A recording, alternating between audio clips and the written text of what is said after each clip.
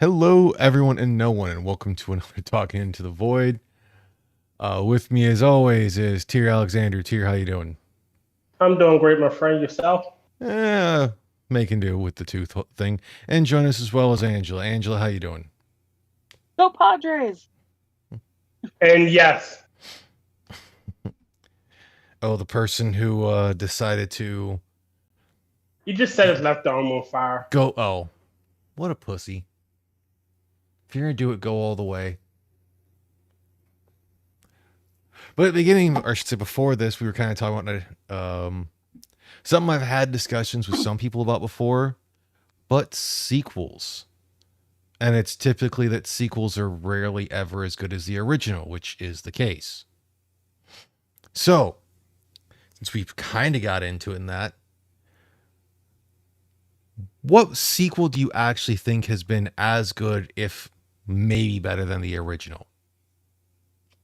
Nightmare on Elm Ghostbusters, Street. Ghostbusters 2. Okay. Bullshit. Sorry. Fuck you.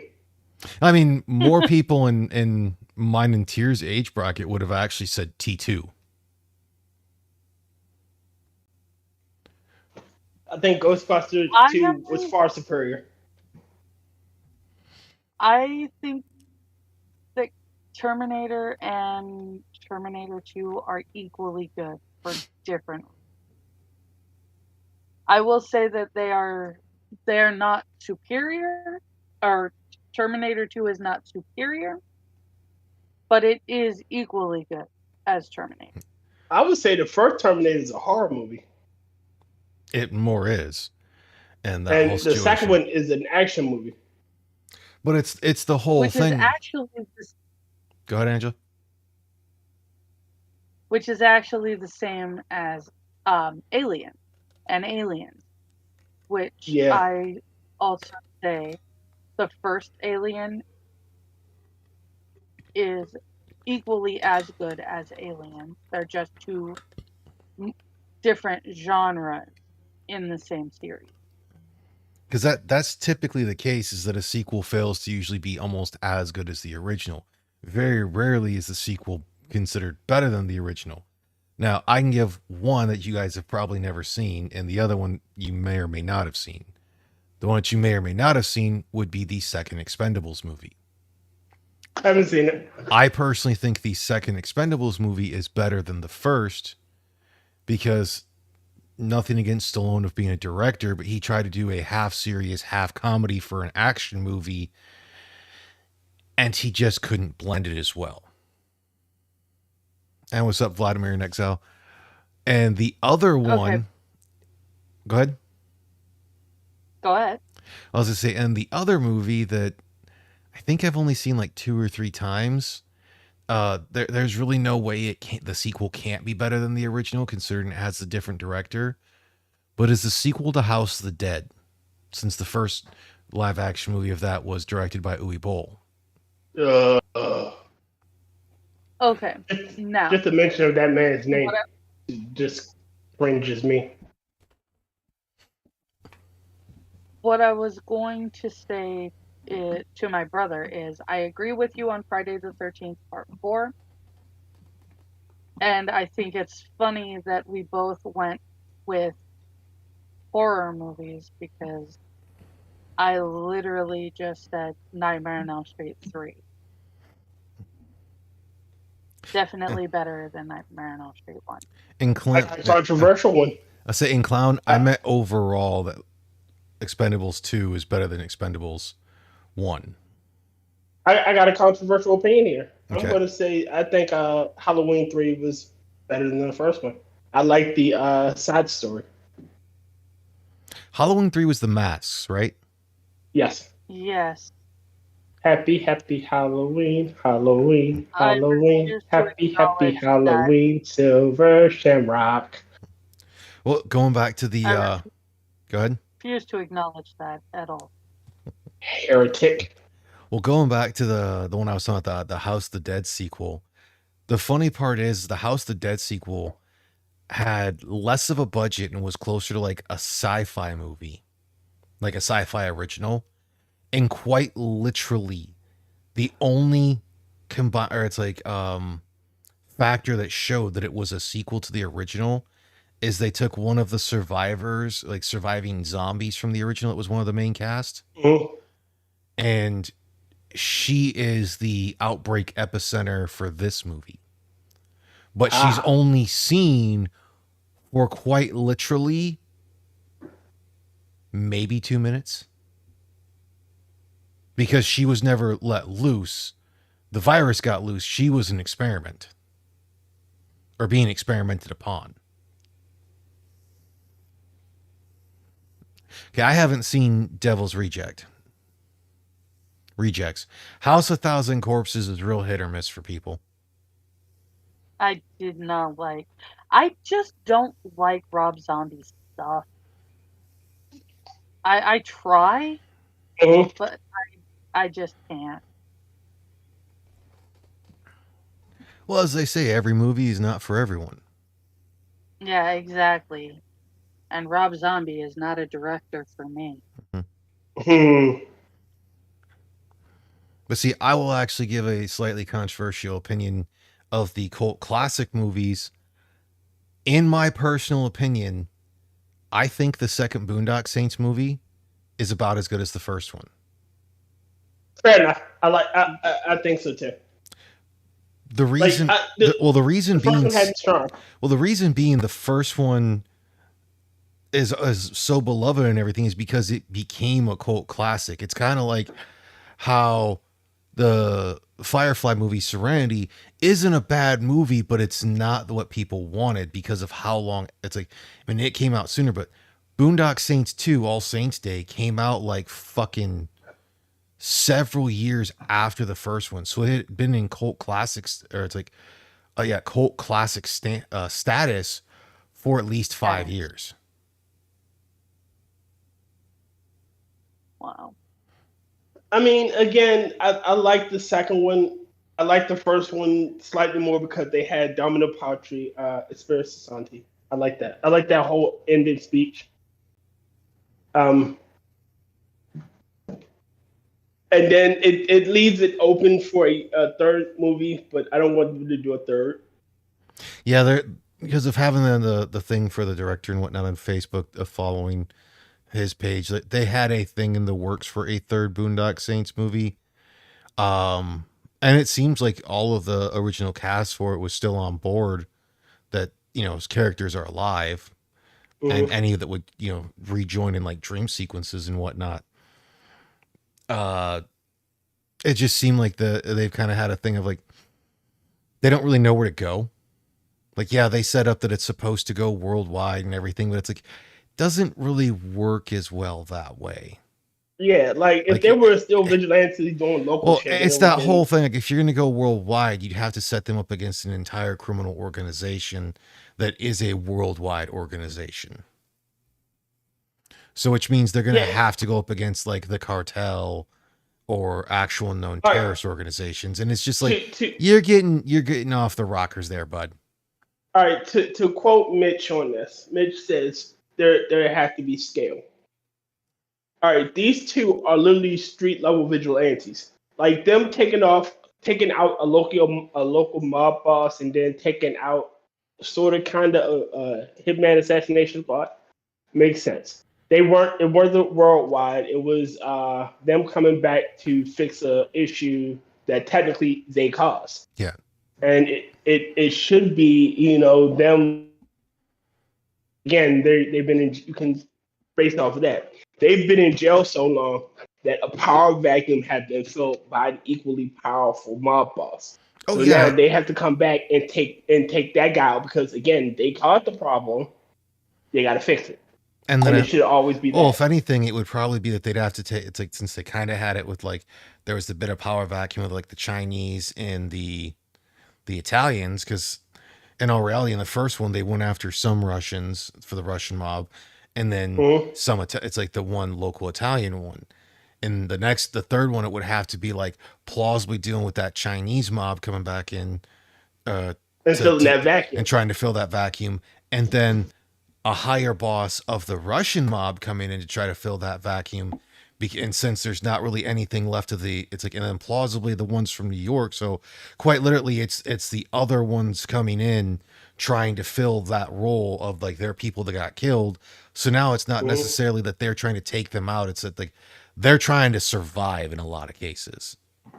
I mean, or you could leave it in prison and have them literally just trying to survive prison for the first half, and then them getting out and then dealing with it. Or you could have that the Chinese mob like sends a hitman in there, like they've established like their dominance. The three of them established their dominance in prison, so no one really fucks with them. And then Chinese guy comes in and tried to kill him, and they go, "Okay, we were trying to play nice and behave." Well, if anything like that, it'd be fairly easy to have the Chinese influence, the Russian influence, and the Italian mob influence. All of them would have people on the inside the prison anyways. Yeah, but the Italians and the Russians are technically neutralized, so the Chinese would have to. No, because like they even said that like the part in Boston for where they were for the Italian mob was the main portion. But there were other parts of that mob that were still outside of Boston. Same with the Russians. There were other parts that were not in Boston. So technically for the Italian mob, it would be those,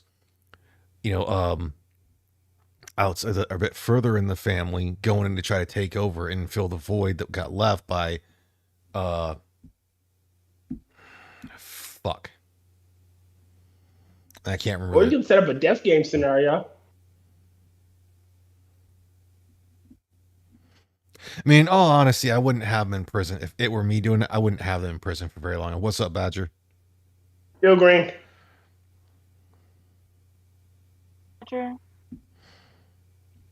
It's just the whole thing of there's not really... there's not really as many places you can go with it. And what made the ending of the first one so great was that whole thing of like it could have a sequel, but it didn't necessarily need a sequel. Yeah. And like that's what worked when we were talking about with John Wick. I didn't hate the second John Wick one. It went through, did a quick explanation of like, didn't go into full, but gave you a brief explanation of how, or I shouldn't say of like the help John Wick got for his impossible task. Mm-hmm. And did not go into detail of it. So it still left all of that in that portion of it. But even when the first John Wick ended, it's like there could be a sequel, but there didn't necessarily need to be a sequel.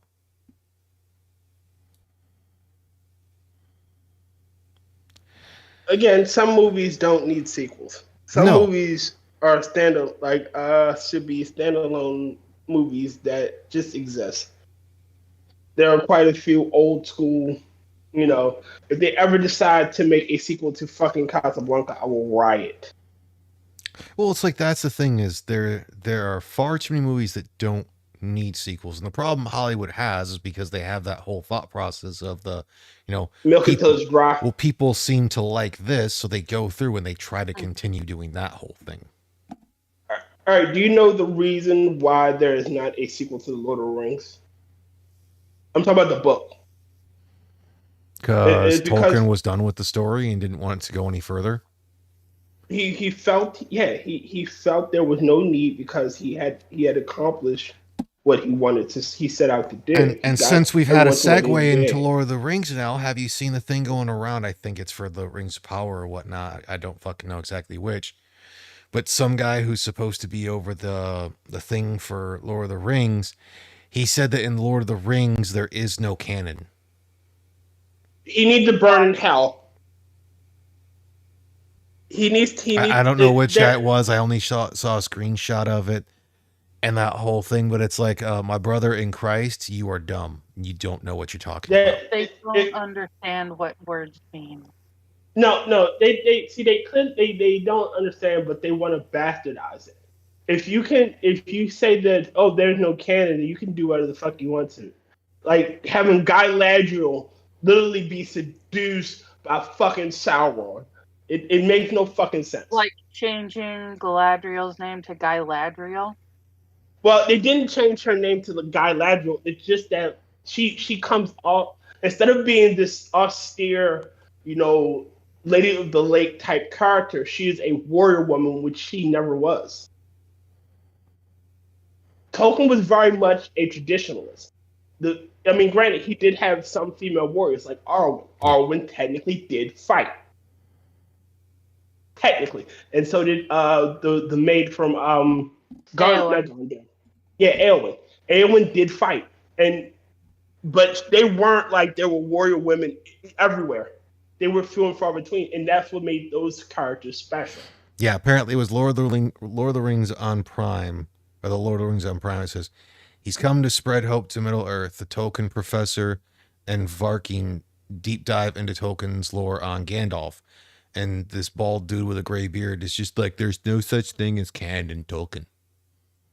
He's a fucking retard. Oh yeah, he is. Yeah, he does not know what the word canon means because No, canon, again, simply, He canon is simply the story that came before, and contradicting what has already been written No, is I- the problem that we have right now. I got to make this joke. I got to get this out quick.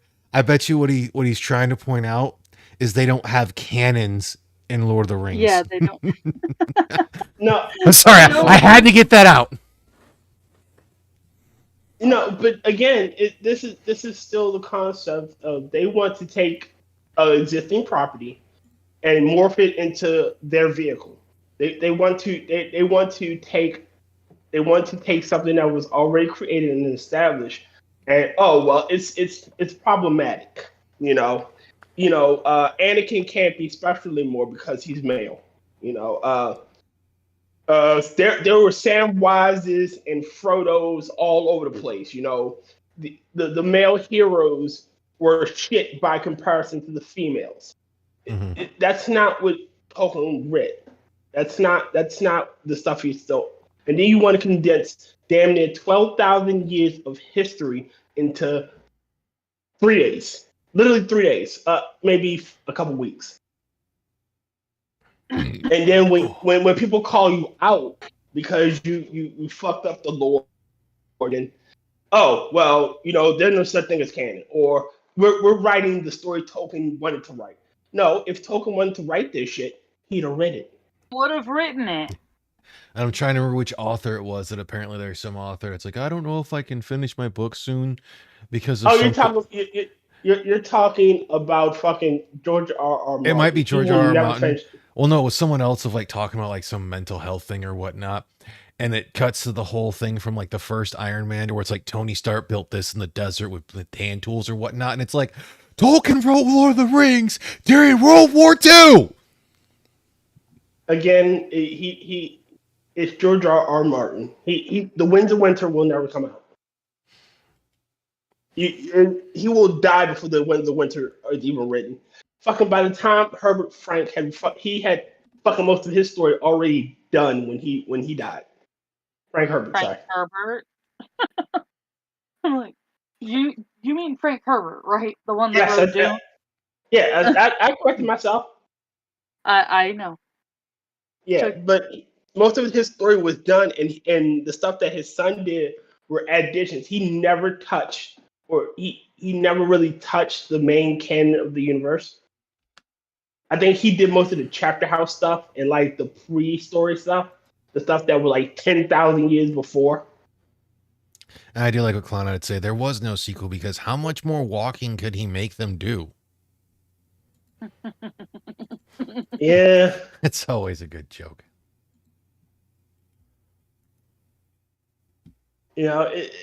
I hate this notion that you take something that people love. You take a video game, you take a movie, you take a set of books.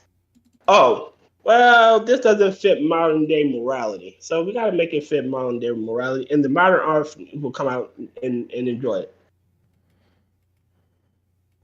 And, well, people are hating it because they don't like it. Nope, they're hating because it's diverse or it's black or it's whatever. That's Fuck like how you. many times do they have it? They're like, this film isn't for the straight white male. Why didn't straight white males come out and see this?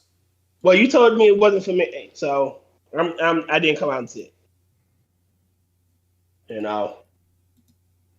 And again, everybody's chasing this elusive modern audience. Mm-hmm. Clearly, they don't got fucking money to buy your shit. Because if they did, they still wouldn't buy it. You know, look at the DEI infested Dustborn.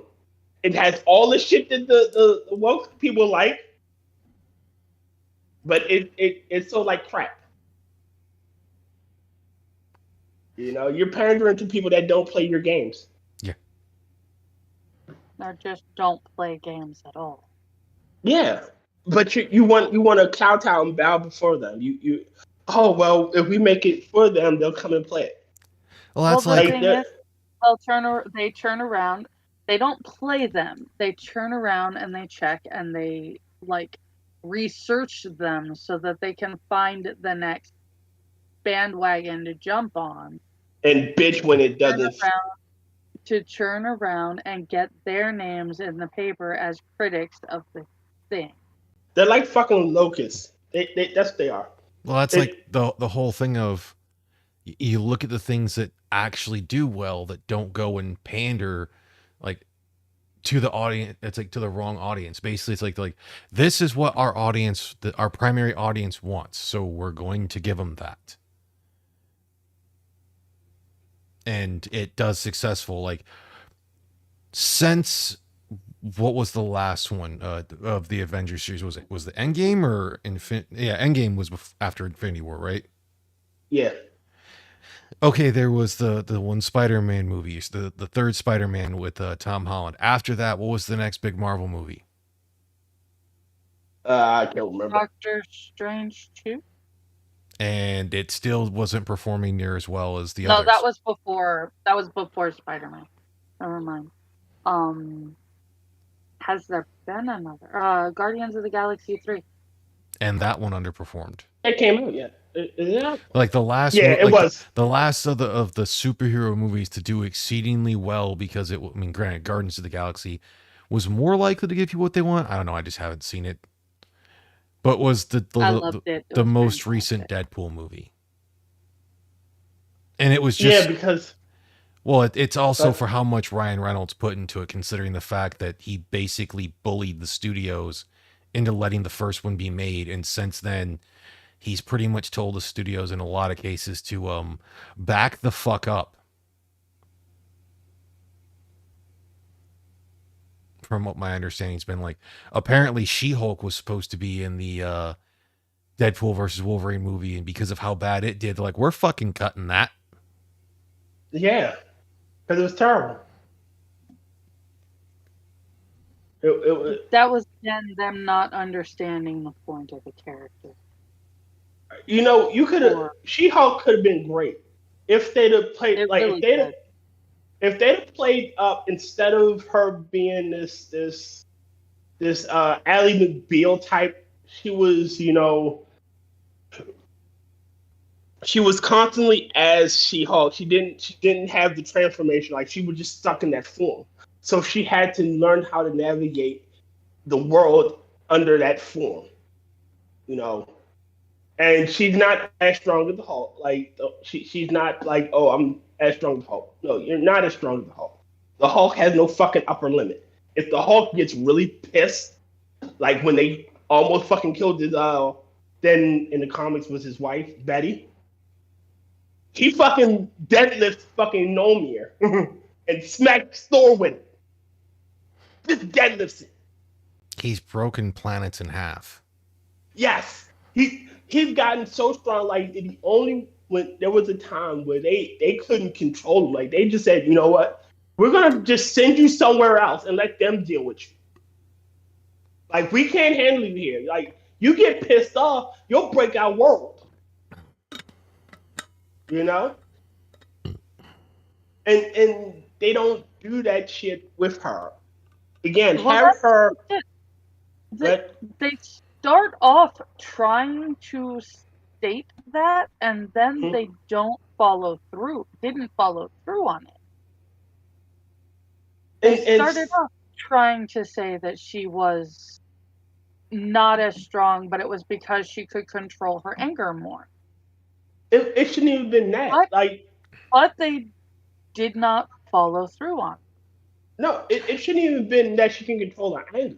It's just that the way the transfusion worked It just made her into Hulk form permanently because Yeah. that's what happens in the comics. Yeah, The- it's a the diluted tra- version of the Hulk, basically. I Yeah. understand that, 'Cause, and like, I do realize that it was a permanent thing. Because it's My one. Go ahead. part of the reason that Hulk is so super powerful is that he has literally no control over his emotions. No, If that's not it. If you turn around and piss somebody off and they have no way to reel that shit in, yeah, they have a million times more strength than somebody that can take care of that. But that's not it at all. Like again, like all right, so the Hulk and literally the Hulk and Banner are literally two separate entities at this point. Like Yeah. they're two separate creatures. Because the Hulk isn't near as strong when he's actually got intelligence. When they have the merger, and it's supposed to be like the Banner is in control of the Hulk, so they have the intelligence. Because the Hulk's not necessarily that dumb. He's not the smartest man in the world, but he's not dumb. He's just, I will unga bunga it and get angry So it's and not unga moving. bunga it until it unga bunga's right. And that was supposed to be the thing for She-Hulk, was the fact that, like, because of it being a diluted thing, she has 100% of her mental cognizance from the get-go. And she's So permanently when in that she form. does get angry, she can get stronger, but she just isn't ever going to have that because she's going to calm down closer to like a regular person does. That's literally what I said. My bad. Oh, jeez. Sorry about that then. That's So we said the Again, same they thing in a should- different way. Damn it, we are way too good at that. I just think they shouldn't. Some superhero they shouldn't do. She-Hulk didn't need to exist. You could have picked some other hero to make a movie. She-Hulk could TV show have about. She-Hulk could have been good, but like She-Hulk Or works they- better as a secondary character in my opinion. But you were Yeah, saying, Angela? I was gonna say, or they could have made She-Hulk be what She-Hulk actually is, Yeah. rather than making her what they wanted her to be. Well, it's because for so many female People characters. like the character. Go ahead. People like the character that was created, not the. They don't want Ouch. there and she. You're kind of going in and out on me. Yeah, that's you're going in and out on me too, Isn't it Tinker? Angela.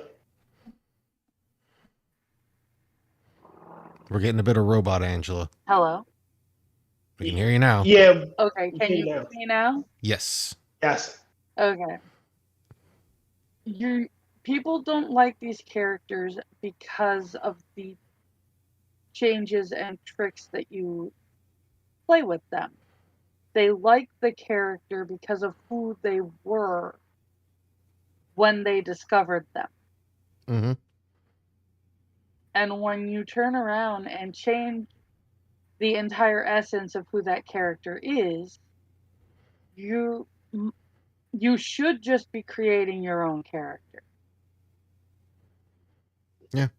Because like but they, see, the problem is, well, hold on to her. It's like it seems like they, for almost every female character, want to make her the feminist girl boss. Even though in a lot of cases, if you look at from everything I'm aware of for She-Hulk, she was a girl boss, but she was also the same person that was just like, I was already a pretty attractive woman. Now I'm a sexy ass green fucking Amazonian like woman, and I'm pretty strong. So I'm gonna play this shit up and also make sure I'm still a damn good lawyer. Mhm. Because don't forget, she made Wolverine blush. And that's rare. She was in a relationship with fucking Tony Stark and fucking Spider-Man. Well, no, and one of the things to where like the Hulk had it, I can't remember what the hell they called it, to where like quite literally the Hulk throws Wolverine at someone, and that whole thing to basically make the Wolverine bullet, and they go to do that with She-Hulk, and she's like, it's like whatever it's called, and he's like, well, this thing's got a pretty nice butt. And he's like, we don't talk about that. Like quite literally, she's getting ready to throw this man, and she's hitting on him. Yeah, sounds like something she'd do. But see, the problem is you when you don't read the comics, when you don't read the source material, when you don't look at the characters, when you have actors that don't love the property, you have problems. I'll bring you two examples. Henry Cavill when he was playing The Witcher versus the guy they had playing Master Chief. Now, the guy they had playing Master Chief wanted his face plastered all over. When that's not how Master Chief operates. He never takes off the helmet. He's like the fucking Mandalorian, essentially. Don't take off the helmet, you know? Yeah. Versus Henry Cavill playing Geralt of Rivia. You know, he wanted to respect the source material because he's a fan of the property. He when they were going to kill Roach, which he was vehemently against, and they wanted to turn it into a joke, he fucking lobbied like, no, Geralt wouldn't do that. Roach is literally one of his stalwart companions, and he would feel hurt and crushed that essentially his best fucking friend or his favorite pet or whatever the hell he was is dead, you know, essentially. He would not make a joke about that moment. You know? And that's the difference between a fan of the property who finally gets to play this role versus someone that's just doing a fucking paycheck. You know? And thank God he left that, you know, that floundering shell because it was an insult. Well, again, that just goes back to like even Ryan Reynolds with the whole fact of Deadpool, of him being a fan of the character. Mm-hmm. And it was all, from my understanding was for that one, it was all because of an offhand remark. Yeah. That was from like a single panel to where like Deadpool's like a mixture of something else, Ryan Reynolds and blah, blah, blah, blah. And then hell, even in the first fucking movie, he makes fun of himself. Yeah. You think Ryan Reynolds got by on his acting talent? I had the final guy's balls. His next team was Wolverine. You know, it's just how it works. But yeah, they don't understand that. And Hollywood is a fucking pit of stupid vipers that need to be fucking denested, if you know what I mean. I still say a lot of that's fallen into the same thing that a lot of the music industry had. And it's that you have people who got famous off like whatever that current fad was, and they were in most of the fads for a while. And because of that, they think they know what's going to be popular. It's kind of like for the musicians. So like, well, you know, when I got really popular and I was popular, and I'm still kind of popular now, I knew what people liked. Well, that was then, and that was because people were, you know, you had other higher ups that were willing to take a chance. Now you're not willing to take a chance on these newer things. Mm-hmm.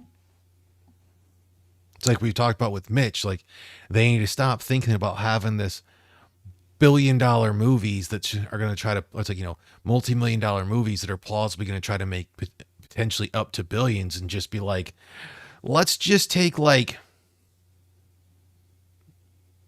let's make a fun movie. Yeah, let's just make a good fun movie. Yeah.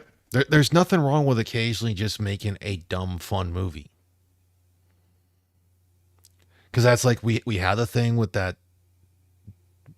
whatever it was on Thursday. But I'll give the Left 4 Dead movie a lot more credit, because again, even that fucking terrible monstrosity of a final one we watched, Oh, that was at least an attempt. It was for the Yeah. final one. It was an extreme lack of direction. But hell, for the Left 4 Dead movie, it was like there was from what my understanding was, quite a bit of passion for the series of Left 4 Dead.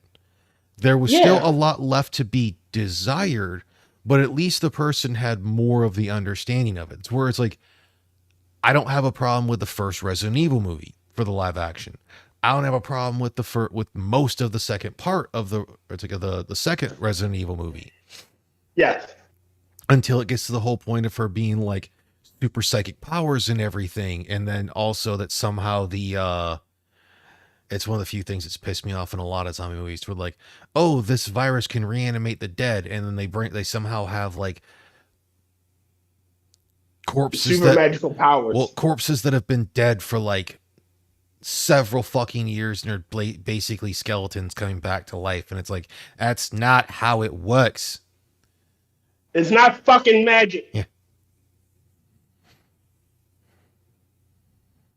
Like, that's the reason why for the games you still have a world and you just have biohazard outbreaks. It doesn't continuously become more world ending throughout the entirety of it. In the sense, only ends so many times. Yeah, essentially, you can't keep ending the world. Well, that's the whole thing for like most of the games. They have once you get past, I think it's like right when you get to 4, I wouldn't say it's world ending, but it is definitely first world. Like, if the plot were to succeed that the villain is going to do, it would definitely be first world altering to eventually world changing. And that's where when it gets to like the game of Resident Evil 6, and people are like, this is just an action game now. And it's like, well, what do you expect? You have Leon S. Kennedy, who's been through several basically damn near end of the world scenarios. And you have Chris Valentine, who has been through several like end of the world scenarios. Like, majority of the main characters that you were playing have been through end of the world scenarios or are fucking mercenaries. Like, you have to introduce a new person who hasn't been through so much of this. But that's a scale issue. That's the issue of scaling. All right, so let's look at that. The first Resident Evil happened in a mansion, and they were like rookie units. Like they were essentially, stars, police officers going through the mansion. Well, the second one, they weren't, and those ones, they weren't rookie units, but they also had they were rookies to the situation because they had never been put into it. That's what I meant. They were rookies to the situation, and then in the second one, they had 2 new characters who didn't have the same scenario. They had to go through something different. In the third one, they brought back Jill, who already went through this, and she was still fucking, oh God, help me, dear God. But it was her second time around, essentially. She understood a little bit more, but there was still enough of a curveball thrown to throw her off. She knew how to deal with the Horde. Exactly. But she didn't know how to deal with Tyrant. Exactly. So Nemesis. Yeah, but, Nemesis, thank you. Sorry about that. But in the fourth one, you jump from Leon being this rookie cop, well, not rookie cop, but a cop in this new scenario, to him being like a mercenary, which changes the scale of it. He should have went through another scenario. Well, the thing was, he did. He had to a lot of people, they didn't know that, because a lot of the stuff with him, like, he actually has another game that he was in that he gets. I think it's actually closer to like a mobile game, because there's a few games that are supposed to take place in between 4 or before 4 happens. There's Code Veronica that takes place in between 4. No. I mean games that star Leon. One of them's like a fucking mobile game. Yeah, but see, that's the problem they got. Like, it's the shit. That's the same problem I had with Kingdom Hearts. Kingdom Hearts has a shit ton of side stories, but and then they all feed into the main game. Yeah. Well, the only good thing I shouldn't say the only thing, one of the smarter things they did for Leon, though, was they at least admitted that time had passed and he had gone through different training. So it at least somewhat made sense of his abilities. Yeah, but look at the scaling, the time scale of the first game, the first Yeah. three games where he's involved. It is literally maybe a week since the initial incident from 1 to 2, and then from 2 to 3, it's technically the same fucking set of days. Yeah. So you got you got this set of time, and you got this massive time jump because now Leon's had this training. He's a mercenary, and Well, he's not a mercenary. He's a government agent. government agent or whatever. But he still had this massive gap of time, and you don't see Chris's massive gap of time either. So now you have these, instead of having these brand new, fresh out of the boat, oh shit characters, you have these massive figures. Because Chris goes from being a cop to being like, again, this government agent dealing with bioweapons, and his next game. Veronica, he was looking for his sister. Yes, but he's still part of the BSAA in that one, if I remember correctly. Yes, but again, he was still looking for his little sister. And she still had, she just had that game where she was still like, holy shit, I've been through this shit before. I'm not as scared, but oh my God, what the fuck is going on? Yeah.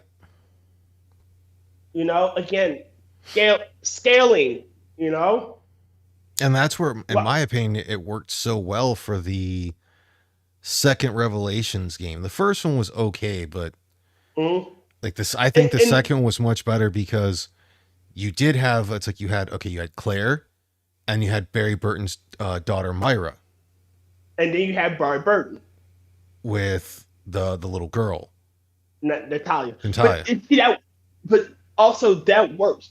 And it wasn't like he was directly involved in that side story because his events come 6-7 months later. Yes, like you find out that all of his events happen because of playing through.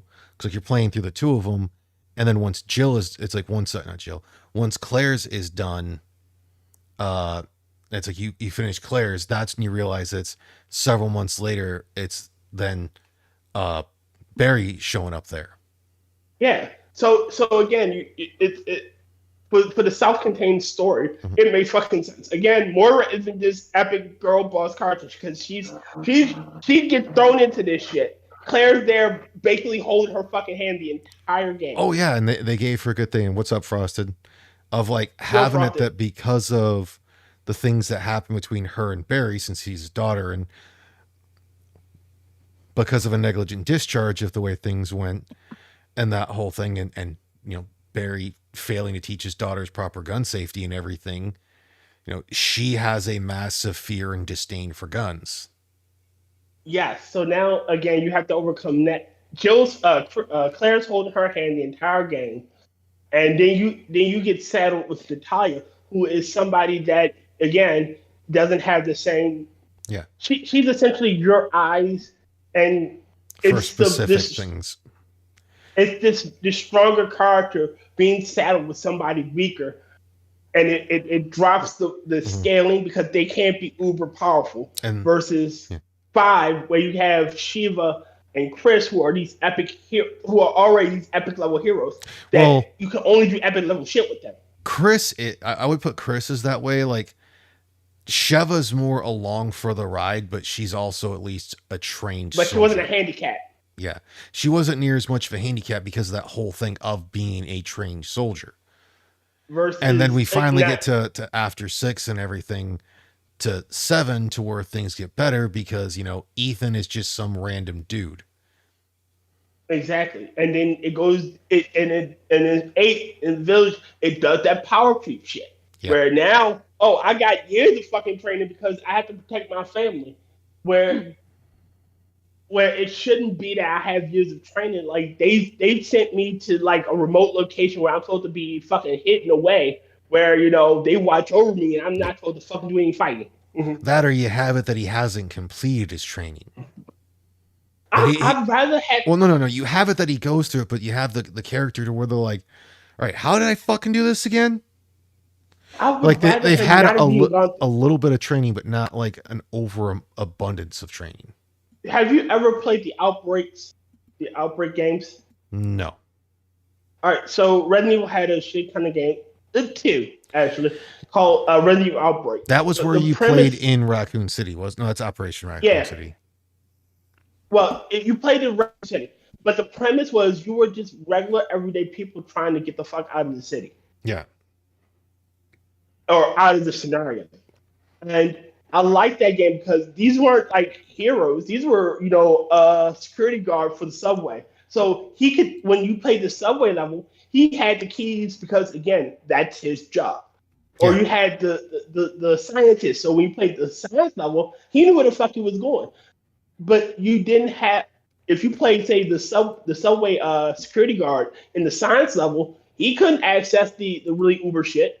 He couldn't get the special weapon because he couldn't access that. So it made sense, and I like that these were everyday people trying to fucking get out of this extraordinary situation. And that's what the games always should have been. It should have been these regular people trying to get out this extraordinary situation.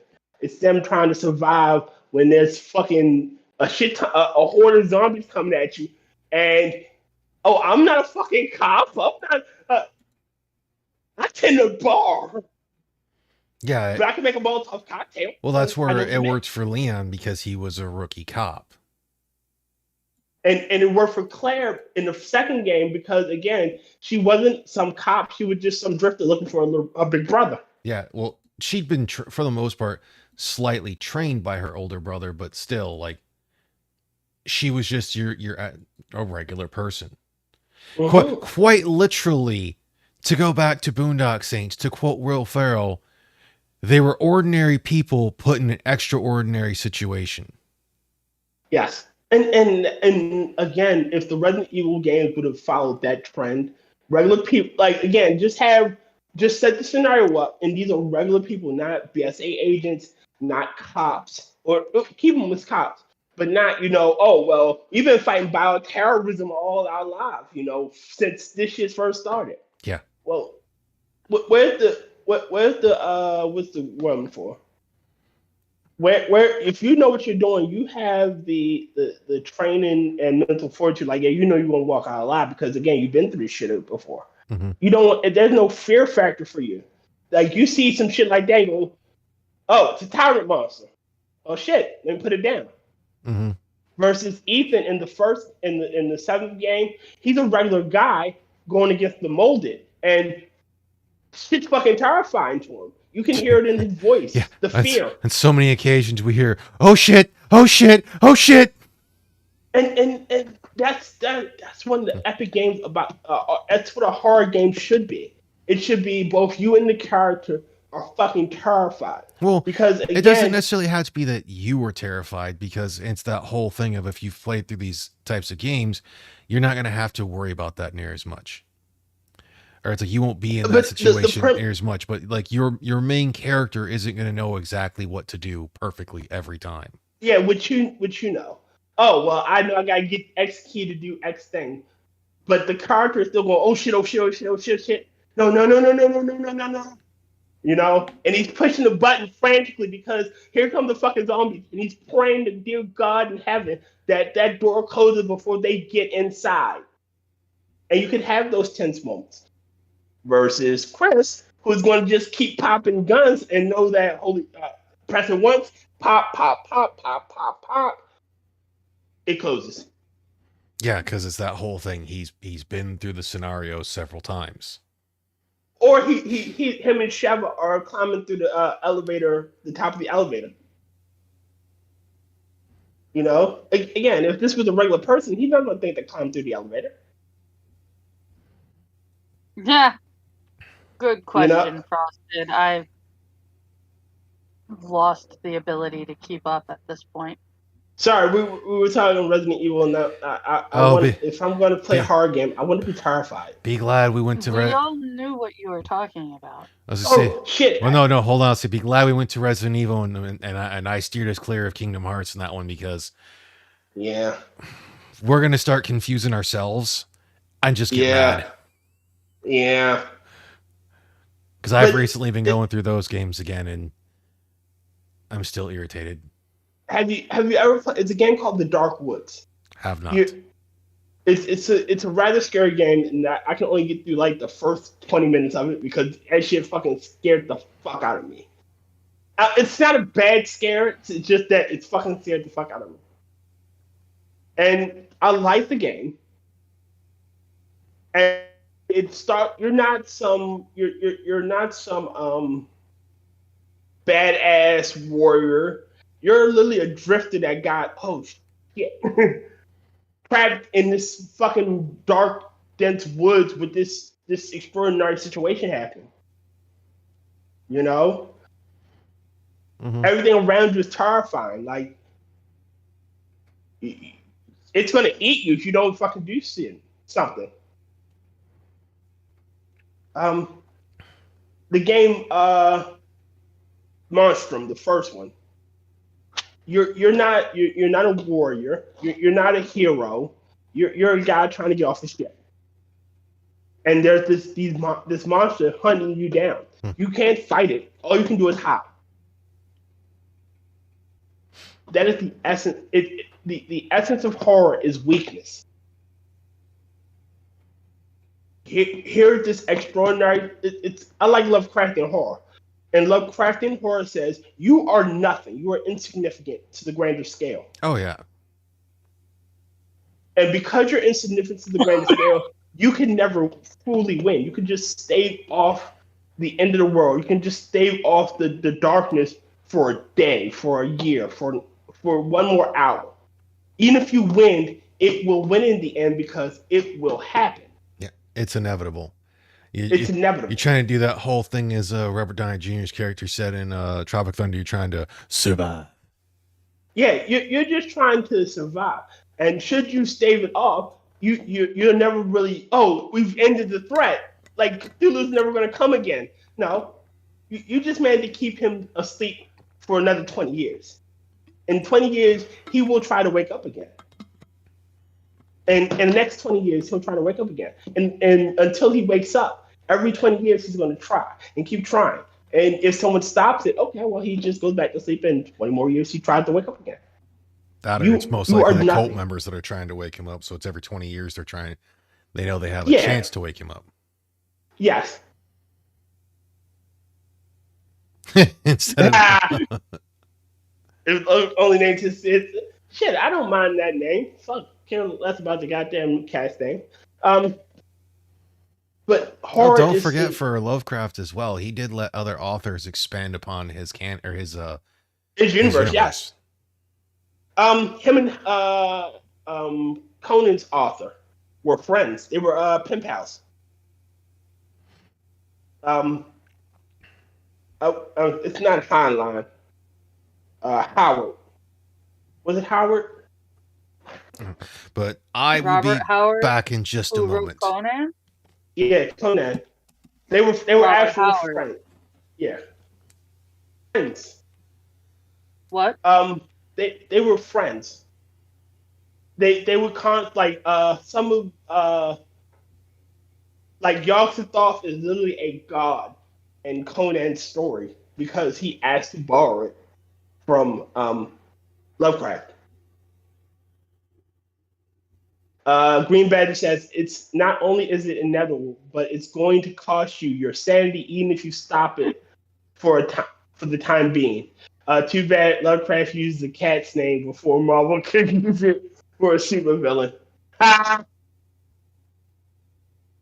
But yes, even in victory, there's a cost to be paid. Like either you die and stop it, or you go mad and you stop it.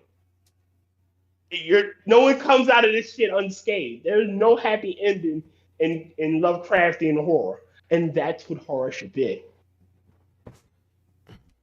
Yeah. Or at least video game horror.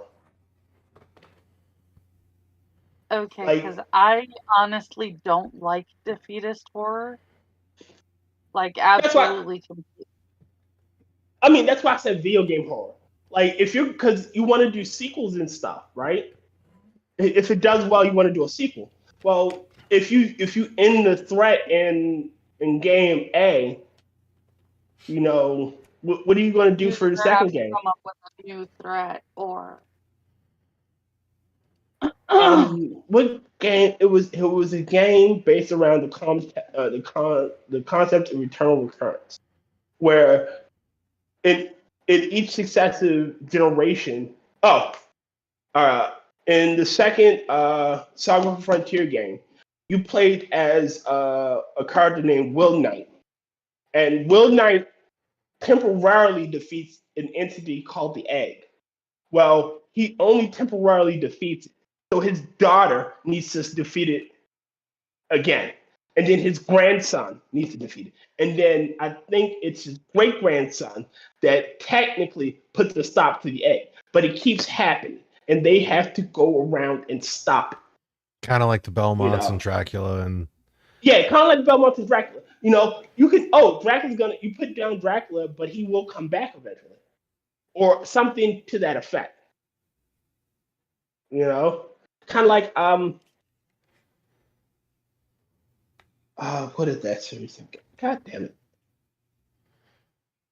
I'm getting old. I can't remember the name. If I looked it up, I can't remember. yeah, well, just saying, what is that series? It's like, I don't know, man. I'm not that autistic. Damn. But it's again, like you said, Castlevania. It is the same concept. You can stop Dracula for a time, and it's just temporarily, even if it's 100 years Well, or 20 minutes. kind of like Cops of Black. God damn it, Frost. Mm, Kind of like Cops kind of of like Black. Casa. But see, that's the thing is like, and that everyone focuses on too much of always having the repeatable threat that's all, or the returning threat, the ever looming returning threat, and it's like you don't always have to have that. Sometimes even if the game could have it's like does well enough and could have a sequel, you don't have a sequel. Because not again, as we go into that whole thing, not everything needs a sequel. It is Yeah. nice when they have specific games that could like it could be a horror game that still has a happy ending, and to where it's like, okay, well, what are we gonna do for a sequel? We're not like BioShock All right. didn't need a sequel It at all. didn't. It didn't. It really didn't. Granted, I like the sequel. It didn't need it though. But I like it when it's a like I liked Infinite because it was its own self-contained story. Yeah, It didn't try to trudge up the themes of the first game. You know, it didn't ask what is a man. You know, it didn't ask that question. It asked what is choice. yeah, it didn't have Like, the whole thing of bringing philosophy and fucking up the philosophy it was trying to talk about. yeah, but the theme of Bioshock Infinite was it boils down to choice. What do we choose? If the universe is infinite and there's infinite choices, and one choice to go left causes a whole new ripple in time. Or does it? Is the choice irrelevant? Or is the choice irrelevant? Yes. Like choose one. Choose a brooch. And you can either choose the cage or the bird. Choice is fucking meaningless. But you choose. And Frosted, like, I actually would say there could be a sequel to Cabin in the Woods. It can't be. Hold on. Okay. As I was saying, it could be something of like a new agreement made with the old ones, or you quite literally do it as a horror movie of the people trying to survive as the world is being destroyed. Or you can Basically, set it as your own self. yeah, basically it would just pretty much be the whole thing of like, well, here's how the world ends, and are people able to get off the planet and whatnot, or is it going to be a new population of whatever the old ones want to populate the Earth? If you were going to do another Cabin in the Woods, I would make its own self-contained story. Yeah, It's all right. I wanted to bring this up. It's like the Final Fantasy games. They work well as sequels because most of them are their own little self-contained stories. There are very few, if not no. All right, there's 4 has a direct sequel. 7, 10 has a direct 13, sequel. 10. Those ones have direct Yeah. sequels. But the reason why it was called Final Fantasy is because Square was originally running out of money, and they thought this And was it was going to gonna be be their their last last game, so they called it Final Fantasy, and it just fucking took off that way. Yeah, but they made each successive game, other than a few, their own self-contained stories. You don't know what happened. None of the characters from 1, 2, or 3 interact in 4. You don't. That world is that world, and nothing you do in this new game will affect it. So you can't fuck up choices. And that's what Cabin in the Woods should be. It should be its own self-contained story. The first one was about the cabin in the woods being this SCP type place. Yeah, that you actually find out that what it is supposed to. It's basically like a parody of a horror movie, but it's supposed to be the real thing in their world Yeah. as a sacrifice to the The old gods, gods. the old gods, to appease them. Yeah. And the only way a Cabin in the Woods or it's like prequel would work in all reality would have to go to where it's them pretty much, and it ends with them making the agreement with the elders. I like that. It should be. It's not even. Well, that one would take us so far in the past because, again, these old gods have been asleep for millennia. It kind of wouldn't make sense if like they made an agreement in the prequel and it just happened like 20 years ago. Oh yeah, you'd have to Yeah. have that shit like in fucking colonial times or some shit. No, you have to have that shit set way like you know. Well, that no, shit gotta because be like set. it wouldn't have to be really past like necessarily. It would have to be pre-industrial revolution, obviously. But it would go before any recorded thing because there's nothing that stated that they would destroy the world. They just like to kill. In a way. So just as things progress, because it would make less sense of like, going further back and then having this whole thing across the world. Like Mhm. you would still because before pre-colonial time frame, Yeah, I agree. they weren't knowing too much of what's going on. Agree, Frosted. Showing that would look kind of silly though. You don't negotiate with Cthulhu because it'd be like a roach coming up to me and trying to bargain for its life. Yeah. I don't. If I'm walking, I don't see the roach that I'm stepping on. It's not that I'm malicious or anything. I'm not hunting the roach down. But I it's just stepped on it by accident. and it's just one of those things that for Cabin in the Woods, it's a self-contained movie. Having a sequel is actually really dumb. And I gotta go grab a water because I finished my juice. Yeah, So be back. yeah, it is kind of dumb. Again, have it as its own self-contained story. Cabin in the Wood 2, and it's not, you can even have like the same characters, if you will, but it's an actual horror fucking movie. Not a parody of an SCP.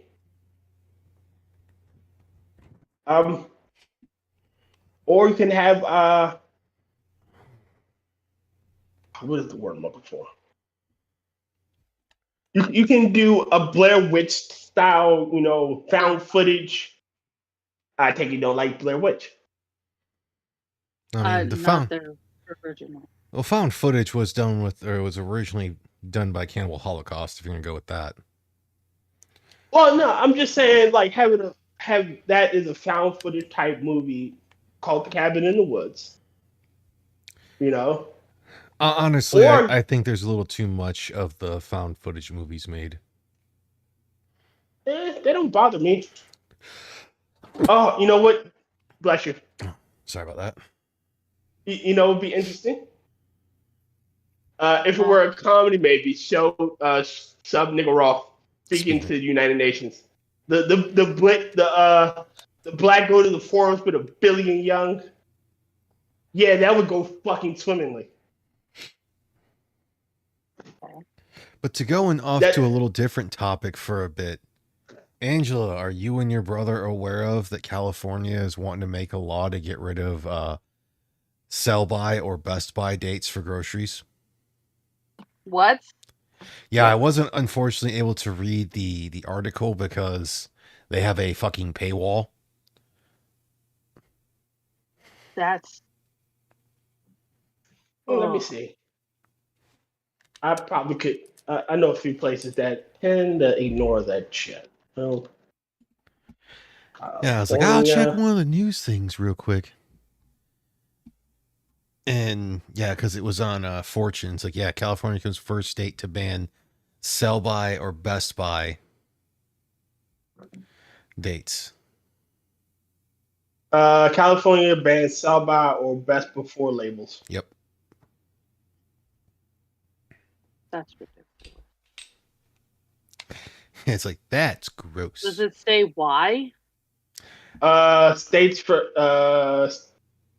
the state is the first to ban food labels such as sell by or best before under signed law by Gavin Newsom. It's supposed food to. labels. That's Yeah, it's misleading. basically, yeah, because there's no federal regulations about it, and they believe it will reduce nearly 20% of the nation's food waste.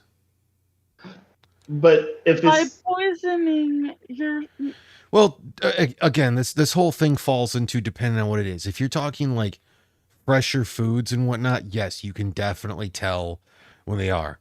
For a lot of your canned foods, it is like, even though it says by this date or whatever, it's still usually good for like 2-3 years after that. It's just not going to be After that, as yeah. good, or it's just not going to taste as good. Yeah, I do know that. It's just one of those. well,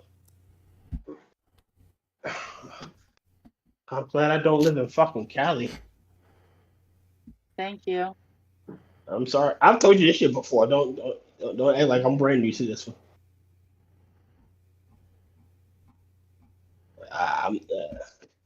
If Cali was at least 3 degrees warmer, I still wouldn't move there. Oh yeah, that like and Clown, there will definitely still be certain foods that are going to be required for it because after a certain time frame they will spoil.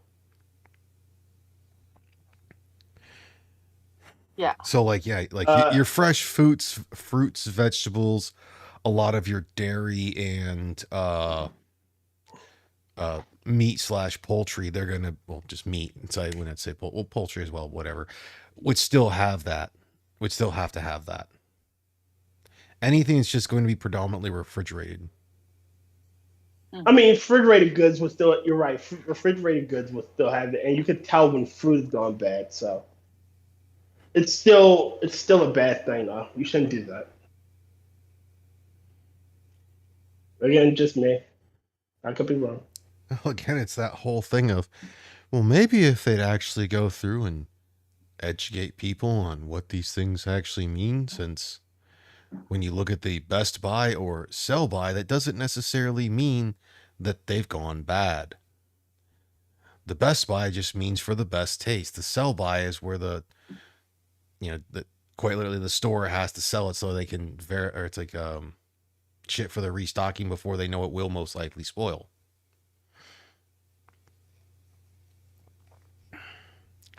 Tyr should get a tattoo of a sell by date. Oh, nope. I'm gonna get my price tattooed on my butt. Get a barcode. Nope, not barcode. Just how much I cost. Oh god, all that reminds me was I saw some short video a while ago. I can't remember when. It's the woman. She's like, she goes and scans one of her tattoos and whatnot, and she shows it there. And she's like, you see, it doesn't ring anything up. And she's like, it means I'm priceless. He's like, that or you're worthless. Ooh. Oof. It's like, you gotta learn you can't always shit talk some people. Wow. No, I was just trying to find some other stuff to talk about. I didn't think we would go this far of having basically damn near an hour's worth of going from, it's like, are there sequels as good? Sometimes it's like rarely better than the originals, to then going into, the sequels of video games in that whole thing. I mean, Yeah, dude, sometimes that happens and sometimes that shit lasts 5 minutes and we're like, fuck, what now? It's true.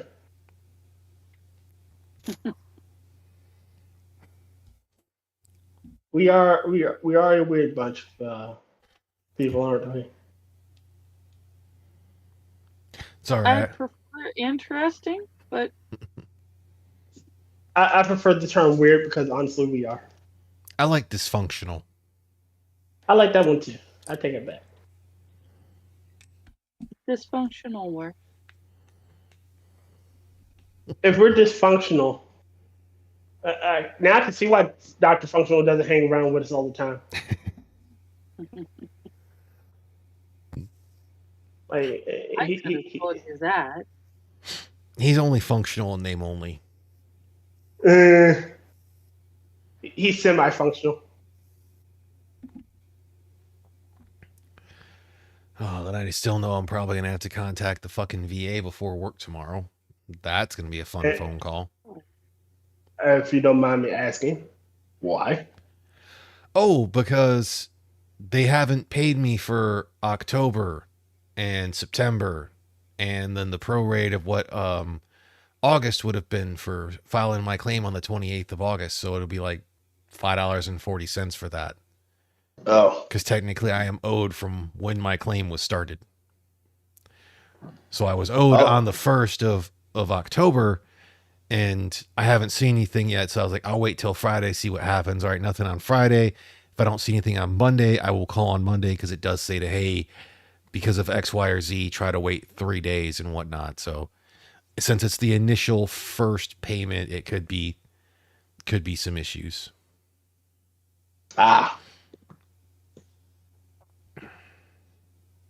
Plus, then I should be expecting a phone call from a police officer, asking if for some odd reason if my moped was ever returned, and it's like, no, it wasn't. It's still fucking stolen, dude.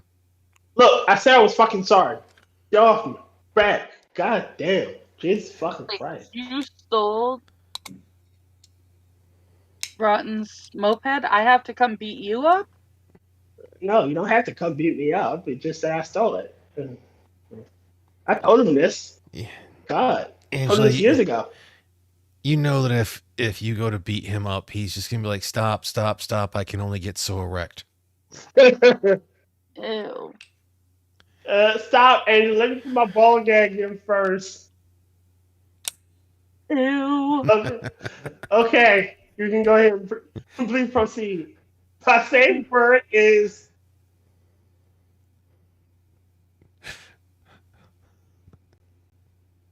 Who would be a good daffodil?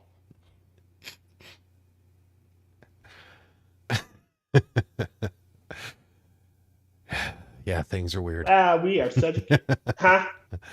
I said things are weird sometimes. We are a special kind of special. And what's up, Mitch? Understand how? Yo, Mitch. It's like the only other thing I've done today is I've been catching up on more of the unsub podcasts, and every time I listen to them, I'm like, man, I'd like to do more into YouTube and everything. I do not have that motivation to make that time, to have that money to do it. Like, Mitch Nemo, I got a bone to pick with you. Thursday. I don't know if you sensed it. Had you watched that fucking fan film, quote unquote fan film? Oh my gosh. Oh, that was so like bad. I can still give Angela credit for not knowing what Time to Kill was going to entail because she just had other things and it was just a bad movie. I'm still going to ride her. But if you were Mitch, if you were the one who recommended that, I think he wasn't the one who. I thought he was the one who recommended that Chucky movie. Nope, he wasn't. Okay, he wasn't the one who recommended that. Who the fuck recommended that? I found again. I was doing my usual going through and adding shit to the list, and I wanted to do a Chucky one, and then I thought that was the Chucky one. Yeah, Mitch, you're more than welcome to pop in if you so want to. You can pop in, Mitch.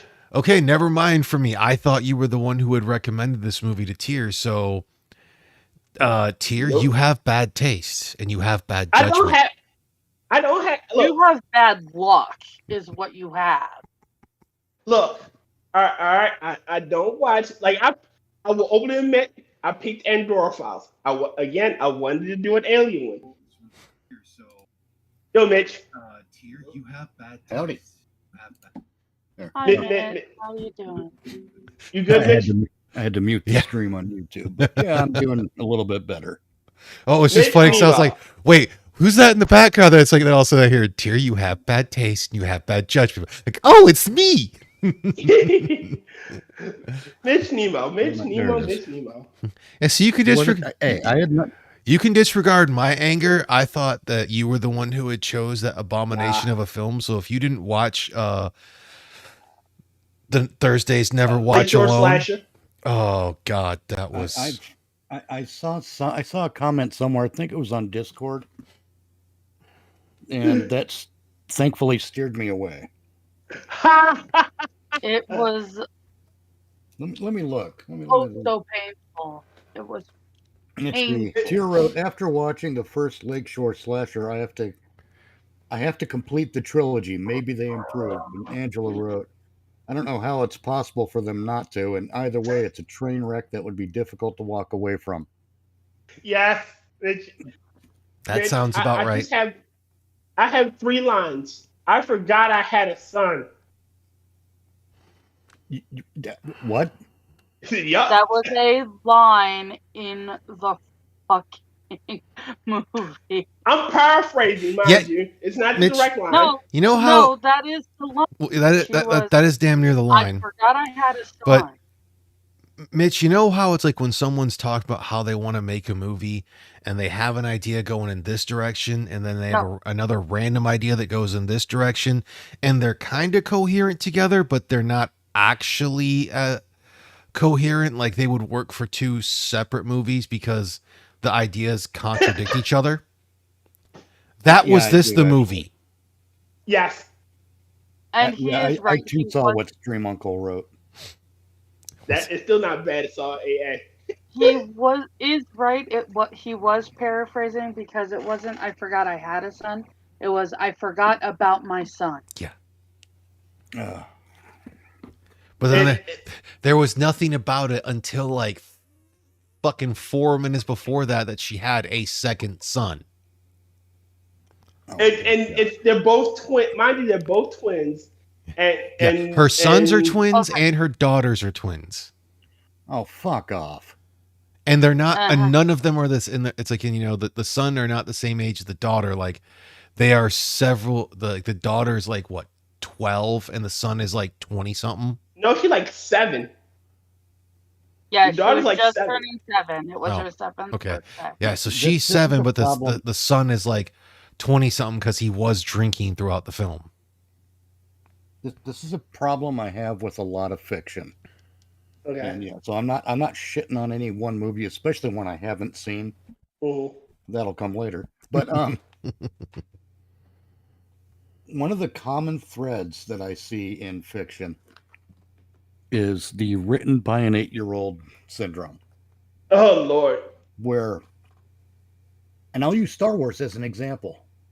This is well before we get into the time when we had the this is before the prequel trilogy ever took place. So this is just the Okay. originals. So yeah, this is centering around the original trilogy and some follow-up novels.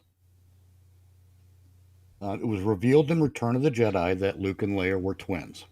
Okay, Mhm. whatever. Horse shit. We know it's a last-minute decision, George. Stop trying to convince people that it was something you had planned all along. Otherwise, Luke wouldn't have fucked her. But anyway. So Luke and Leia are twins. That's the oh, good God. Still fighting that cold off a bit. But that, that was the way it turned out. And then in the first major damn it.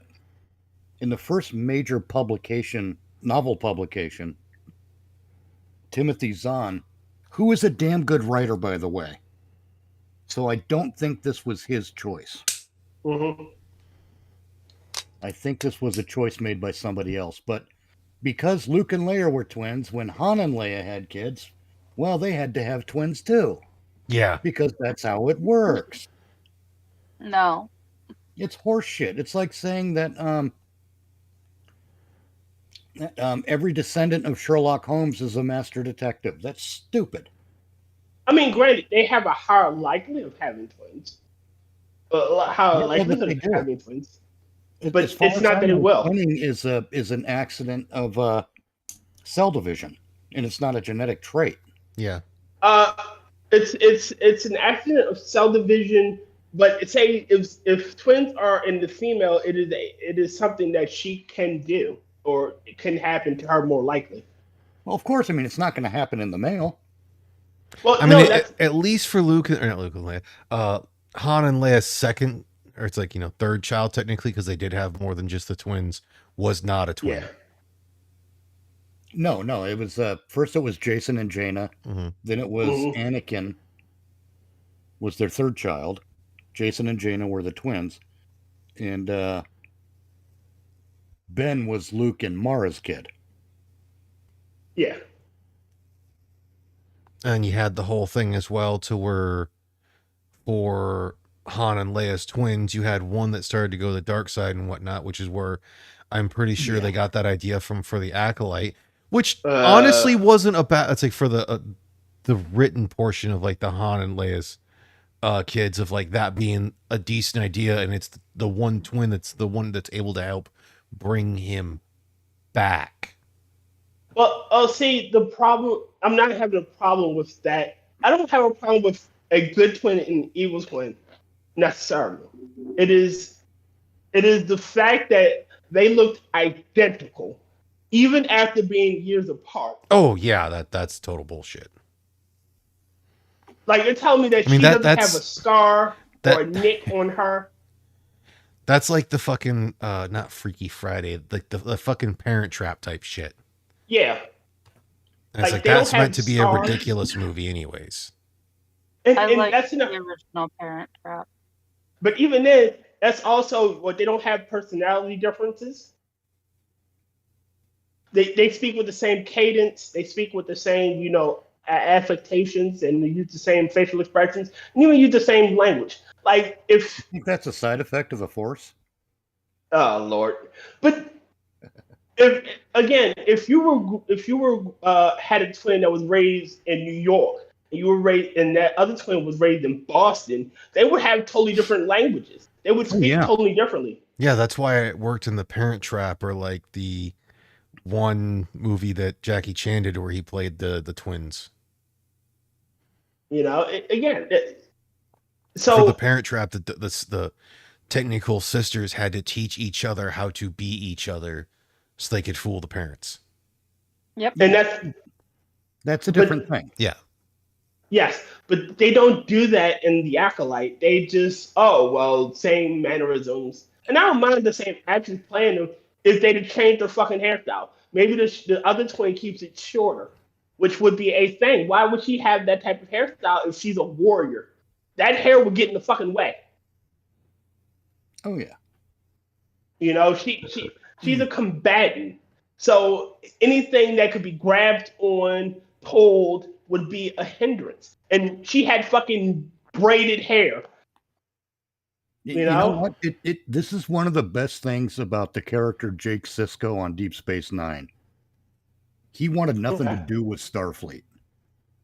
Yes. That was a great bit of character to put on Jake Sisko. He wanted to be he wanted to forge his own path. And his father just let him. I mean, and it wasn't out of any of that teenage angst bullshit. I don't want to be my dad. It wasn't that kind of shit. It was just a character with different interests than his father, and that's fine. In fact, I liked it for now, though. Line. Every generation of Sisko we saw, Joseph was a cook, Ben was a Starfleet officer, Jake was a writer.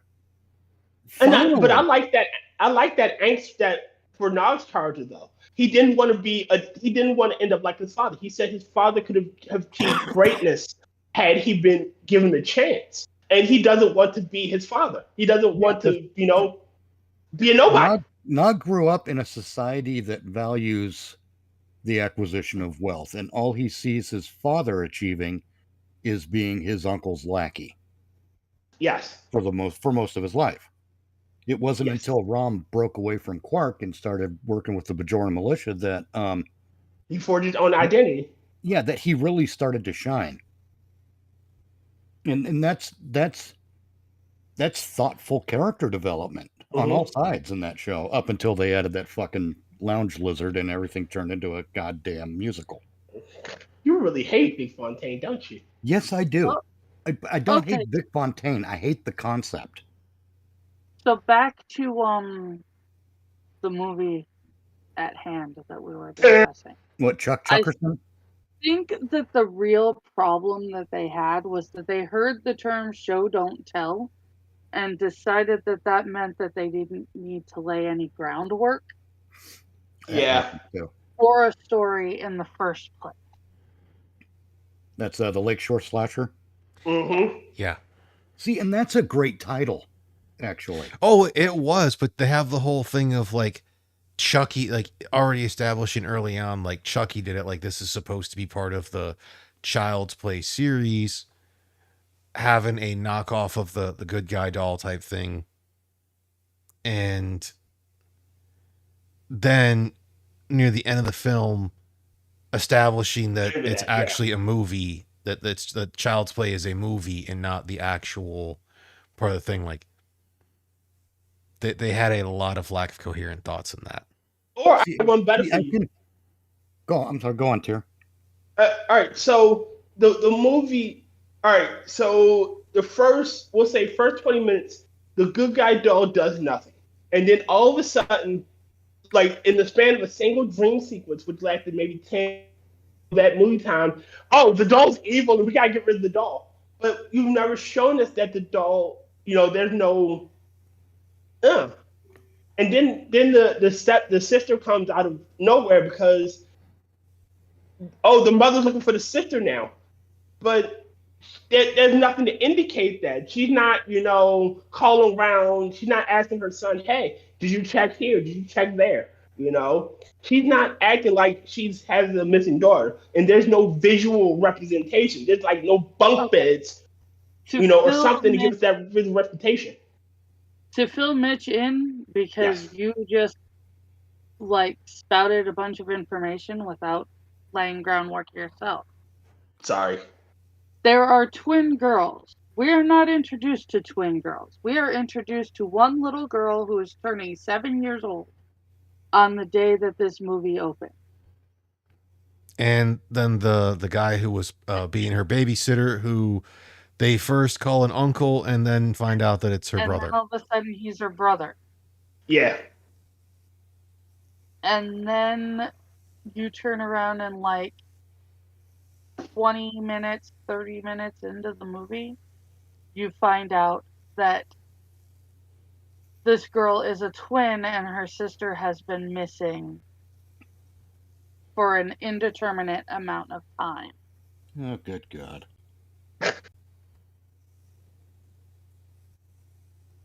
Just reading what Screen Uncle writes there. Chucky was a dude wearing a mask, not actually the doll.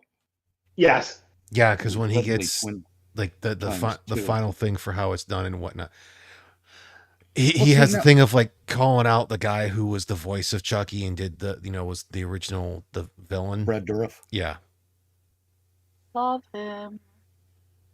Now, see, this would be an interesting way to make Child's Play an interesting series of films again.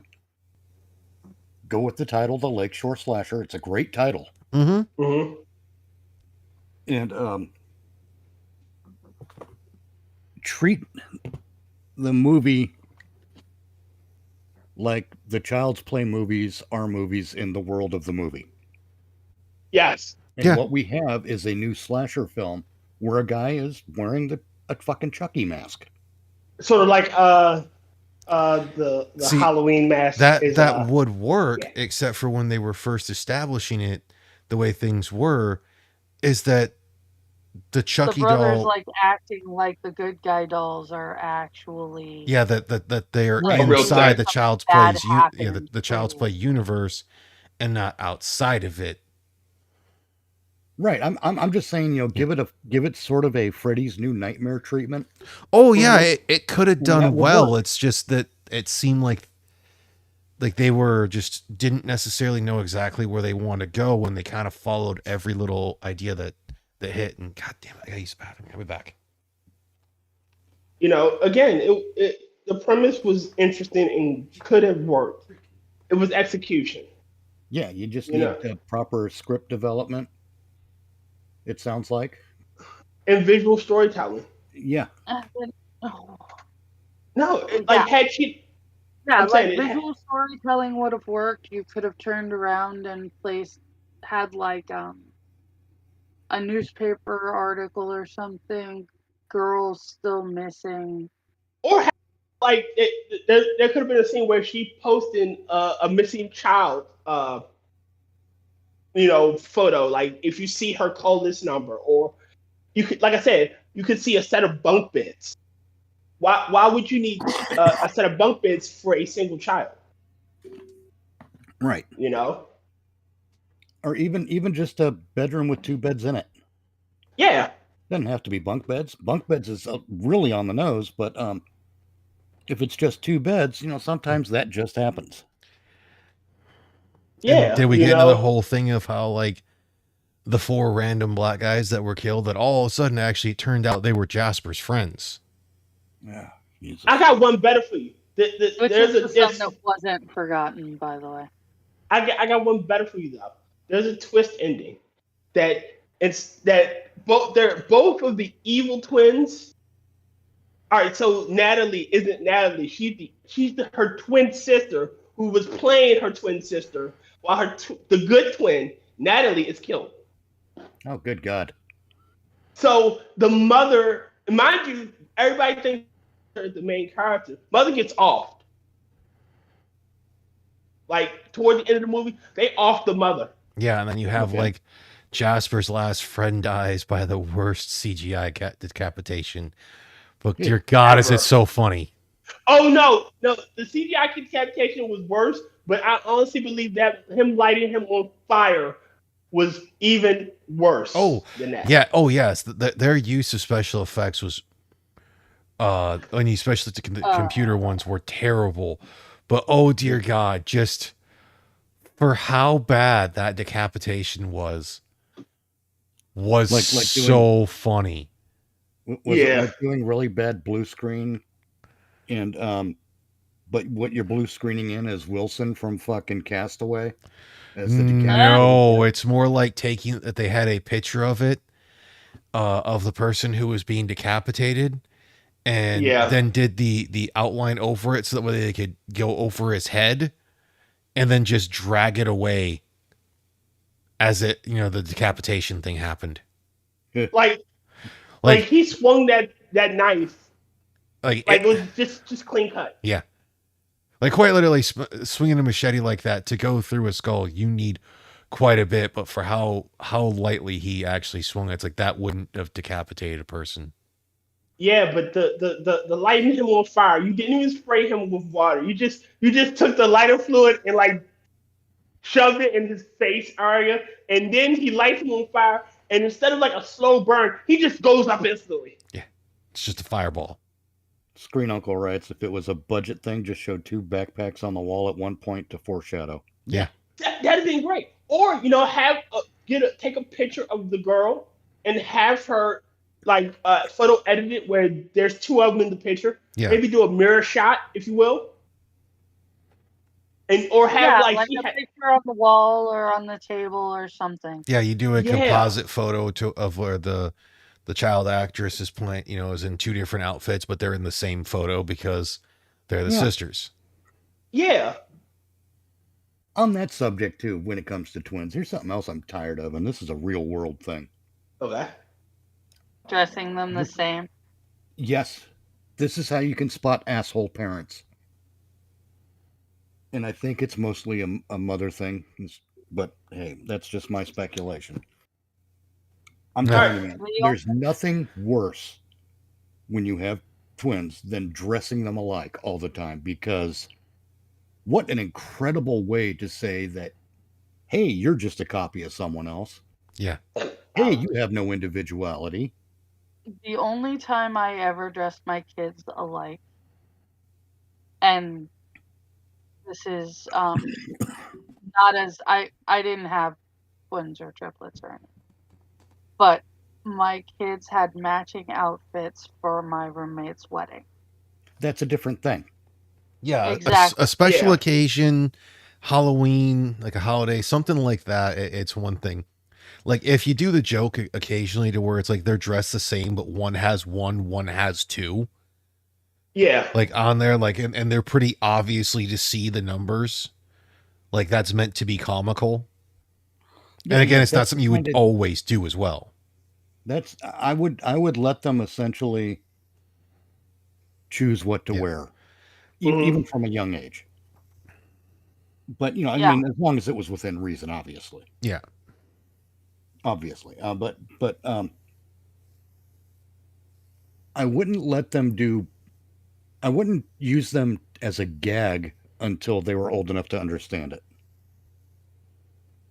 If you know Makes what I mean. sense. Yeah, because if you dress them up as thing one and thing Yeah. two, they should be in on that joke. Yes. Well, that's why I said it'd be that whole thing of them being either like really young, and it's not thing one and thing two. It'd just be like one and two. Well, For the yeah, I know joke, yeah. that, but I'm just using thing one and thing Yeah. two as a fun example. Or chocolate thunder. Sorry. And that'd be something that you would do just to like fuck with specific people. And you predominantly do that like if you knew another couple that had twins that always did shit like that. So they Yeah. would dress in the same, of like do a smart ass thing of like, this is how we can tell them apart. Yeah, that's Otherwise, another we thing just let in them. that- We just dress them each differently. But that's another thing in that movie too. She could not tell her that. Mind you, they're 7. They just turned 7, and so their personalities should be brought to the fore. One twin doesn't like asparagus. The other one loves it. There should be something to give her. Oh well, this is Natalie, and this is whoever the other one was. Yeah, but know? then again, she forgot she had a son. You're right. I keep She remembering that. forgot her son. Oh, and while we're on the twin thing, don't give them similar names. Stop that shit. I can't remember the poor Don't child's name name. your fucking kid, your twins, I don't- Myra and Myrna. Fuck you. I don't think it was Jody. I think it was Jody. It might have been Jody for the daughter. I can't. Somebody's name was Jody. I just don't remember who. I think it was the daughter. It was that daughter. It was Jody. I definitely can't remember Yeah. the brother's name. Jody was the one that was missing. Yeah. If I ever run into someone with twins named Jenny and Ginny, I'm gonna start punching people. Oh, if you name your kids that close together, you deserve to be punched. Or Yeah, you do. What you locked in a car fire. Mhm. what you do is I can understand like going alliterative. Yeah, but if you go alliterative, Where I they can at all least be like, Start with the same letter, but that's as far as you're gonna get me to go. yeah. If you're gonna go alliterative, the name should be it's especially distinctive, like James and John. Joseph. no, even more distinctive than that. Like Jeremiah. yeah, James and Jeremiah. That because whoa, there's no fucking that up. That's why I said. Unless you're like my mom and instead of calling the right kid's name, she just goes in chronological order till she hits the right one. Damn. That just happens. Oh, I know.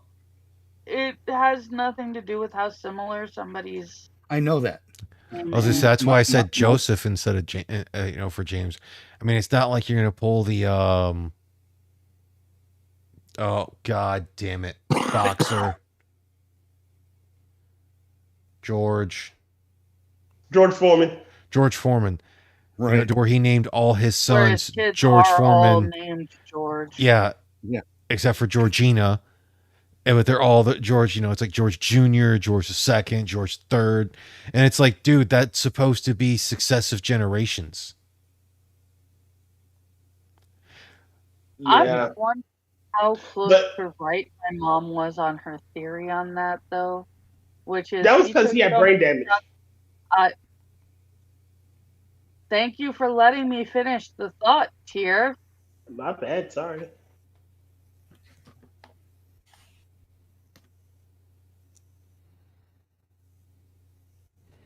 Oh, she mad at No, you. She that ain't was said it. nothing yet. That was it. Yeah. That was it. He just took so many shots to the head, the only name he could remember was his own. Well, you got to remember with George Foreman as well, he was also a person who won the heavyweight championship, lost to Muhammad Ali, and then came back and re-won the heavyweight championship in his fucking 40s. Mm. And like what Badger said, there are a lot. It's like there was a set of twins in my high school called Pete and Repeat. The other one was one's name was Mike. Yeah.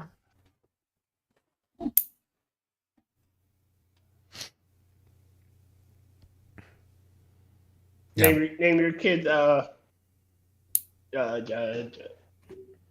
Jacob Jingleheimer Schmidt and John Jacob Jingleheimer Schmidt. I still say one of the other Well- funniest things for George Foreman, other than the whole fact that dude had a basically Cinderella story of coming back in his 40s and beating the shit out of professional boxers in his 40s, Yeah. Mm-hmm. is the whole fact of like when he got famous and everything, the only person he ever robbed of like his like crime spree thing, because like, he obviously didn't kill him. Well, people were like, man, have you seen this guy, Mike? I think it was George Foreman. Was it Mike Tyson? No, it was George Foreman. Pretty sure. Yeah. Well, it's like, go with that. And he's like, that's the guy who robbed me. Mm-hmm. And they Wow. actually, what's funny is they actually met each other later on and had a reconciliation and whatnot. Damn it. Yeah, we go. It's just weird, man. The weird kinds of psychological damage parents will do to their kids just for the sake of being cute. Yes. That's really what it comes down to. They want to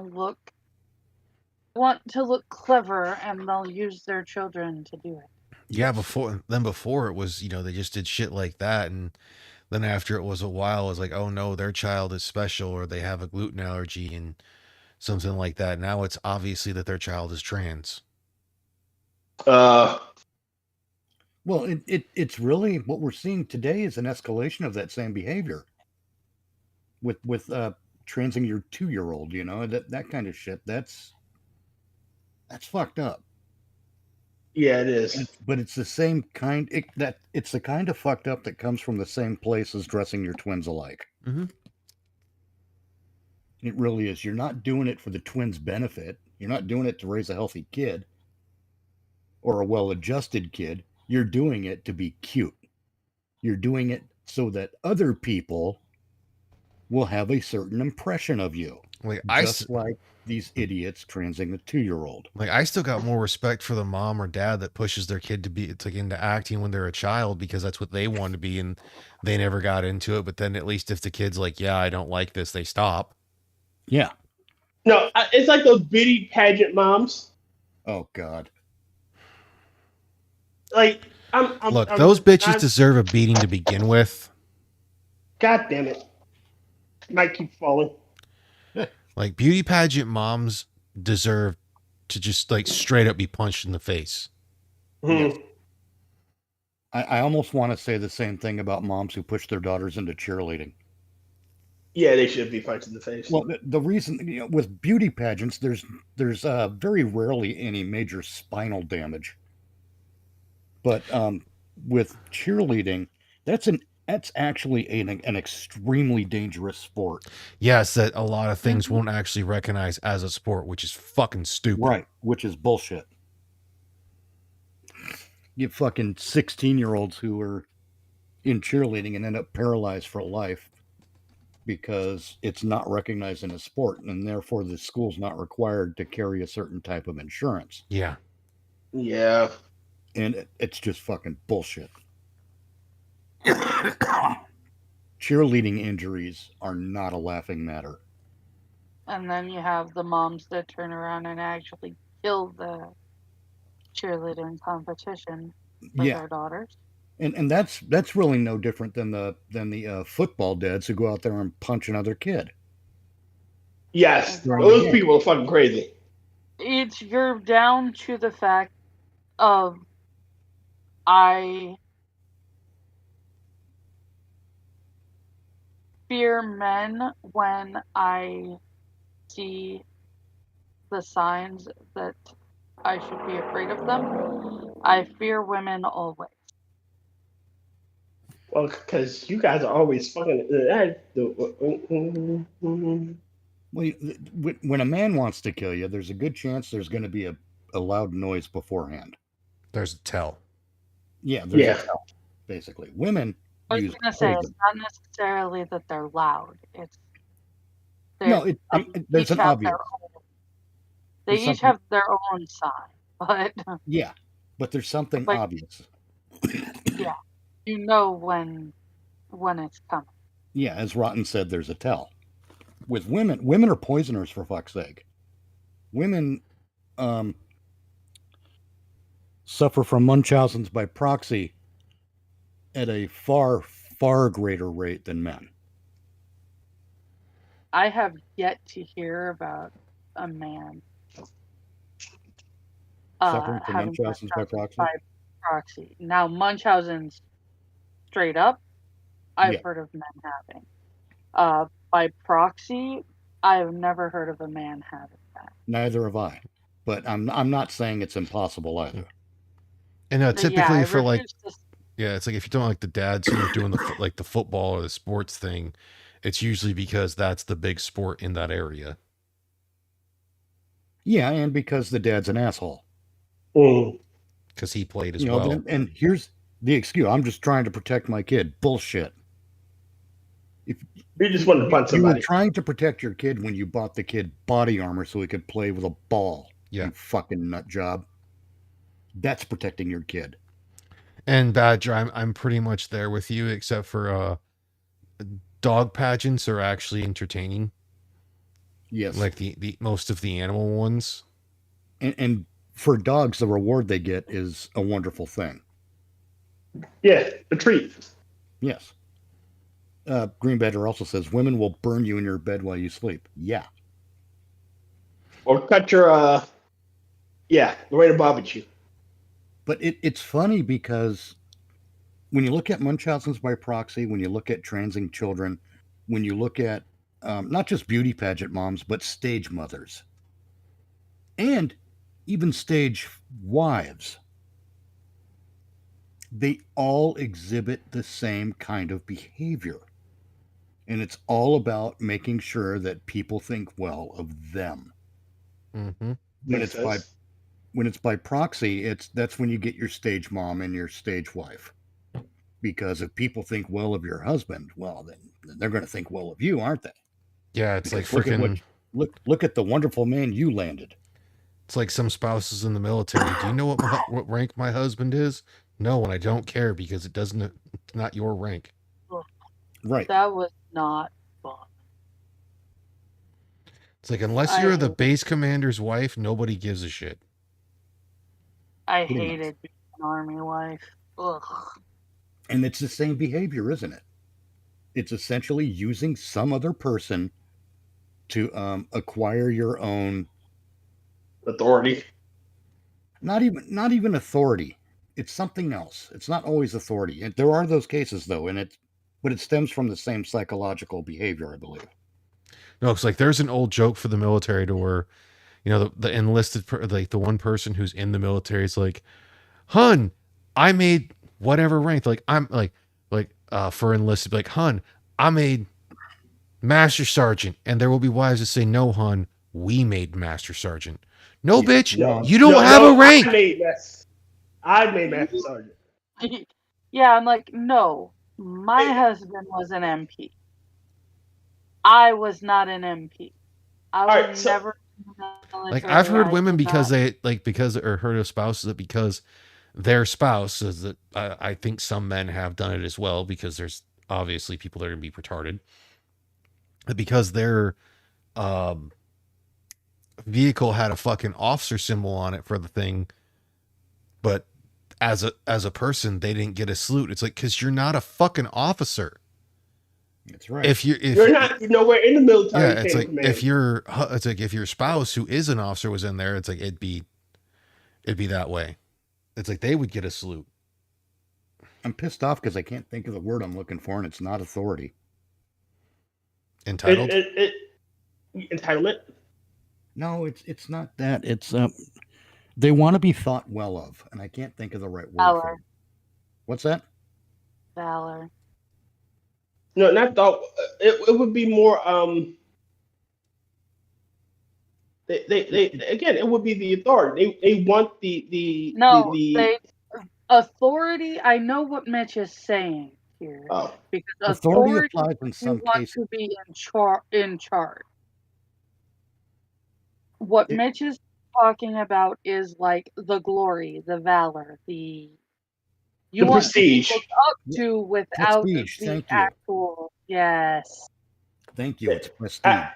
I They know want if we the worded it prestige, out, we'll whether get it. that prestige can express itself in different ways, but that's what it always comes down to: is they want the prestige, and they're going to step on their kids, their spouses, or anyone else they can to get it. They're going to use people as stepping stones, and it's the same root psychological Bullshit. manifestation that we see with Munchausen's by proxy syndrome. The key thing is the by proxy. They don't want to do the work, but they want to reap the rewards. They want to be thought the hero, but not actually work to be the hero. Well, they think that Right. because they are either the parent of or the spouse of the person who has that they are then entitled to the exact same prestige because they are either the spouse or the parent. Right. Because Uh-oh. You're breaking up again. clearly they did all of this to make that person able to do. I'm sorry. What I was saying is clearly they did all of this work, and that is why the other person became successful, of course. Oh yeah, you want the best example of this? It's an old expression. The best example of this is behind every great man there's a woman. Mm-hmm. And well, That's once not you true. start- once you start thinking about things and you start connecting the dots, we're back to that whole by proxy thing again. You know, But- I mean, but- I connected the dots between domestic terrorism and happy wife, happy life. Ugh. Again, that's the name. Happy wife, happy life is a threat. It really, really is. Keep your wife happy, or your life's gonna be hell. Pretty much, yeah. I mean, look at how we've had people that have said flat out, or I should say predominantly women that have said flat out that it's like if they were to get married, basically they still expect the man to provide for them, but they're not going to, and if they have children, they're not going to do anything for that man. Like he needs to cook his own food, wash his own clothes, do his own dishes. Her job is just to take care of herself and her children. Yeah, but again, if I'm happy and chipper and well fed, I'm going to make more money because I realize, hey, I gotta go out there and work for the fam. You know, wife's in the house slaving away cooking, and I gotta make sure they got food. Again, this falls into that whole thing of, like I said to Hammer last night, that there are women that have that mentality where they'll flat out say, it's like, men used to go to war and die. It's like, yeah, and it was also legal to hit your wife. And women used to stay in the house and feed us. Yep. We brought home the bacon, cooked it up, and served it. No offense, Angela. Like, you want to go down the Yeah, equality this- route, you this have is- to go down the actual equality route. I want to make it clear, this isn't an anti-woman thing. No. This is an anti-specific behavior thing.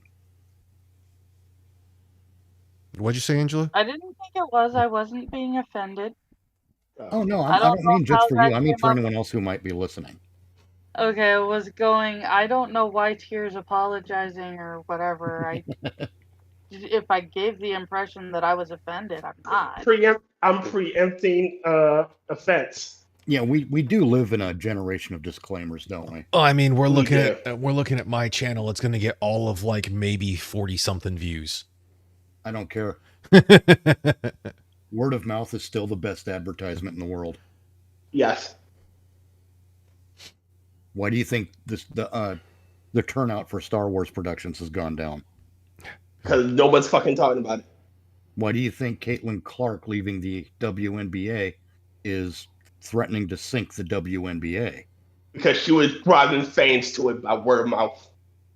Basically, yeah, because in spite of all the advertising that the WNBA will do against her, and when I say against her, I don't mean they said, "Hey, let's make this chick the bitch." That's not what I mean. I mean they looked at all the shit that was being done to Caitlin Clark. They let the referees get away with ignoring it, Mm-hmm. and they let the bad behavior continue, probably because they're afraid to call out black people. Because oh my god, No, see, the last thing we need is a black harpy screaming into a microphone. and that's where they Hold fucked on, sir. up. That's Hang on. The WNBA allowed this shit to happen, and by allowing it, they sort of target Caitlin Clark by default. So anything bad that happens to the WNBA, while the rest of us who see what a phenomenon she is, and we're like, yeah, go, Caitlin, keep kicking ass. Yeah, you'll make it to You know. where perhaps the WNBA won't be as subsidized by the NBA. Right. Caitlin Clark was leading to that, and they fucked it up. See, that's the problem with that whole situation. Again, you if you don't call out the bad behavior, you secretly endorse it. You say, oh well, I can go out and steal shit because no one's punishing me for it. That's right. But the moment you come down with that hammer, I'm pretty sure they were like, yeah, I need to stop stealing. Spare the rod, you spoil the child. Pretty much. And it doesn't apply only to children. It does not. I mean, look at law enforcement. So again, That's a case of Yeah. spare the rod, isn't it? Yeah. Mhm. Look at the judiciary. It's another case of spare the rod. Feminists sparing the rod. Come down on them like a ton of bricks. That shit. Antifa. You start arresting Yep. like high profile Antifa, that shit will stop fucking instantly. Oh yeah, that's why it's so important for Based Stickman to be out there. Yep. It's important that I've been saying this for several years now, but tyranny takes many forms. Okay. Mm-hmm. And the most important thing you can do as an American, especially, but I think this applies to people of the West in general. I think the most important thing you can do is to recognize what tyranny is and how it expresses itself. And then, once you've mastered that, the next most important thing is to slap it down hard and fast when you see it. Mm-hmm. Some guy enters a restaurant pointing a gun to steal everyone's money. Kill him. Not necessarily in a quick and efficient manner, but kill him. What was it? I love the line from Shoot the what was hostage. that movie? No, not Shoot the Hostage. Yeah, that was Untouchables. what was that movie? That was Speed. No, the Untouchables. Yeah. They send one of your guys to the hospital. You send one there to the morgue. Pretty much. It's very much a shoot the hostage scenario where They expressed it in the movie Speed, but what it comes down to is the first time the Middle East hijacked one of our planes, we should have shot the fucking plane down. Mm-hmm. Because then we are crazier than they are. And honestly, maybe we shouldn't have shot the plane down, but maybe it would have been better to glass a country out there. No, what they should have done, what they should have sent in SEAL Team 6 and extracted them and very publicly, showed them, we don't have any problem doing this. We're quite good at it. Oh, you weren't. Decapitate and dismember the terrorists and get footage and broadcast it worldwide of us throwing the pieces down on their country of origin. I was gonna say you didn't want to pull the whole thing of the Russians. You don't have to worry about saving hostages when there's no hostages to save. Oof. Well, there's that, yeah. But the point is that this is why you don't negotiate. We never should have negotiated with feminists trying to get into the men's spaces and the Boy Scouts and that stuff, because it escalated, and here we are today. Mm-hmm. Green Badger says, that's why I'm a fan of the phrase Veti Tyrannus. I'm with you. Mm-hmm. We should not tolerate it in any form. People say, oh, gatekeeping is wrong. No, it's not. No, I gatekeep like a fucking dragon. I have no issues. People ask because the whole thing is like gatekeeping. That statement there is an incomplete statement, and it's what statement? An incomplete statement. Yes, because it's when you're. It's gatekeep. You want to gatekeep bad actors, but you want to welcome those who would come in and enjoy the fandom as is. Yes, and may try to, they may look to do some things that it's like that would plausibly make it better, plausibly make it worse to some else, but they're not going to try to push that for everyone. Right. I mean, there's a difference between gatekeeping and gate locking. Yeah. And that's the problem, is far too many people think when they hear gatekeeping, they think gate locking. Right. Look, I'll use this example because it's easier to do. What they wanted to do with Warhammer. Now, any Warhammer fan will tell you female Space Marines shouldn't exist. There's a canonical reason why. The process is fucking incredible and slow reason why female Space Marines don't exist. And those people that keep pushing for female Space Marines aren't fans of the property. They just want to ruin it for everyone else by adding that because they want to see themselves in it. They don't want to see themselves in it. They want to see someone else in it that is not them. Yes. And they want you as a fan to do the work for them. Well, yes. They want to ruin something in the name of inclusion. Well, there's nothing that said females can't be Space Marines. Yeah, there is. There's a reason why females can't be Space Marines. Well, yeah, it's like what when that dipshit ass Ben Shapiro, where's it written that girls can't join the Boy Scouts? And he said it's in the name, Boy Scouts. Mm-hmm. Boy Scouts, yes. And he's absolutely right. In trying to infiltrate the Boy Scouts, that's tyranny. That's tyranny. And I'll tell you why that's tyranny. It's tyranny because we have a concept in the West called freedom of association. At certain times, at certain places, we want to associate only with certain people. Yes, like I don't care that there's a white only club or a black only club. If it's good for the goose, it's good for the gander. We could also look into that whole thing. How come for so many things you cannot have a men's only institution, but having a women's only institution is completely legal? Yes, exactly. Yes. Oh, mind you, a lot of the men's only institutions, they are legal, but they get a lot of political action committee type pushback. Yeah. They get negative press because you're not letting in the women. Well, it's a men's only thing. We don't expect you. Well, it falls to the whole thing. Well, like what Badger said, it's like because Sisters of Battle weren't good enough. Apparently, no, it's because in the whole thing, it's like for a lot of these people, they cannot stand to see a men's only thing. So if it is Well- just, hold on, if it is just men, that is wrong. It's like the same people. It's like, oh, this movie was so diverse. It was just black people. Yeah, it was so diverse. How is it diverse when it's just one ethnicity? Right. Exactly. I feel like you don't understand words. Yeah. Also, are you the keymaster? Those are the Gozerian. Yeah. For I was gonna say, for, to quote Inigo Montoya, you keep using that word, but I you don't do not think know it what it means what you think it means.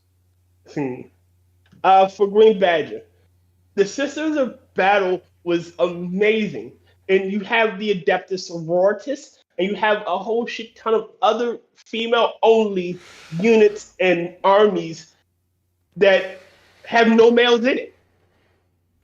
And Right. these are warrior women who are epic. Like, there are whole books dedicated to the Sisters of Battle, the Adeptus Sororitas. You And- don't need to fucking do the Space Marines. And if I remember correctly, like, don't the Sisters of Battle work with the Space Marines? Yes. So it's kind of that whole thing of like, technically, that it's just two different factions of the same army. It's like Pretty much. insisting that someone put spaceships in Star Trek. So what are you doing? Yeah. They're already fucking there. You all right, Angela? But, Yeah. you okay? The simple, like, just putting it that way just made it even dumber. What? Insisting on putting spaceships in Star Trek? Yes. It really does. I Yeah. mean, it's funny too. We Yeah, there are plenty of women in the Imperial Guard too. I like the I like my Lois Lane example from the 1950s Superman TV show Mhm. because there's a whole fucking I don't know demographic of people that look at her as a damsel in distress, and they're wrong. They don't understand that seeing her as a damsel in distress is a choice they make. Mhm. It's not Yes. what she's presented as. She's presented as a female reporter who lets nothing stop her from going for the story. Yeah, she's plucky and she's tenacious. Yes. Well, the same is true with Princess Leia. I Yeah. mean, she is a badass diplomat. And she was a warrior woman too. Like Well- in the Well, that's what I'm saying. Again, the introduction to Leia of after the whole thing of like, pretty much her standing up to Darth Vader, but having the whole thing. They go to rescue her. They don't have the best plan taken. She takes action and basically in that whole situation kind of rescues them. It's like Yes. it's a rescuing of each other. It's a mutual thing. She didn't downgrade them. She didn't. Oh well, I'm better than you because I'm female, and like take out a whole fucking platoon of stormtroopers while they were trying to get their belts on. Yeah, You but know- even though her and Han Solo were trading insults, Han Solo was like, "No girl gonna tell me what to do," and she was like, "I don't need no man." They weren't. It wasn't that kind of energy. It was, "Who's this asshole?" Yeah, and even then, it came off more once. It came off as like, hey, I know what I'm doing too. Don't count me out. And really, Well, when it's you like we're here. It was literally, we're here to rescue you. Okay, what's the plan? Well, we didn't get Plan? that far. well, I'm a farm boy and he's a smuggler. Okay, And- I got a and Princess plan. Let's Leia- go. Now Princess Leia gets to be like, "Oh fuck, farm boy and a smuggler. This is gonna work." Like, did All you right, guys I gotta not take think this control any? here. It's like, did you guys not think this through? It's like, well, we had an initial plan. It kind of fucked up, so we're kind of making this up as we go along. Yeah. And she's just like, And meanwhile, here's Han Solo thinking, "Oh, great, a princess. What the fuck does she know?" It's not about a him and a her. It's about the titles they carry. Mhm. It's about the Yeah. position they hold in various the It's- positions they hold when it comes to social standing. yeah, What's a Well, smuggler technically- going to know about executing a military operation to perform a rescue? What's a Well, not princess even that. going to know about executing a military operation to perform a rescue. Mitch, it's not even that. She represents the law. She's a princess. She's order. Han Yeah. is a smuggler. He's a criminal. He's chaos. Yeah. And it's a beautiful mix. It was done so well that everyone fails in their analysis. And even again, everyone has moments to shine. Like there is on the Hawk, like she's leading the troops on Hawk. She's not on the front lines, but she's still leading the troops. She goes and she goes with them to Endor, the first moon of Endor. Sorry. Yeah, and then with the whole thing as well, she's not trying to like micromanage him as well. And when Han goes to do his thing, she knows what she has to do. Well, she knows what she has to do, and she knows she can trust him. Yes. Right, and she knows what he's capable of, and more importantly, what he's not capable of. Yes. And how he's kind of a wild card. Yeah. But she's not micromanaging him. Oh, do this, do that. She's not a naggy bitch. She knows, like, all right, I can trust him to do his job, so I have to do mine. Yeah, when he's hot wiring the back door to the bunker, she's not. I gotta protect him. She's not standing over him going, "No, lefty loosey, righty tighty." What are you, stupid? It's green wire and yellow wire. Yeah. You know, when they're doing the speeder fight, she's driving and she's letting Luke fight. Yep. She knows her. It's not like saying that she knows. Oh God! Don't say that, dear. She knows her role. Like her role in this battle isn't the war. She's not. Luke has the swinging. He has the lightsaber. That's not what she's supposed to do. She needs to keep the goddamn speeder going and make sure they don't hit shit. She's not trying to fire. Like, she needs to focus on making sure the speeder doesn't hit a goddamn tree. She knows her role in this situation. Exactly. You know? And that's what Hollywood has forgotten. Like, there are male roles and female roles. And once we realize that we need to do them together, like, well, you can have a badass female. Yeah. Like, there is possibly a badass female. Well, like, I can't remember what fucking game it was to where game journalists were like, oh, of course they're going to have the female main character be a damsel in distress.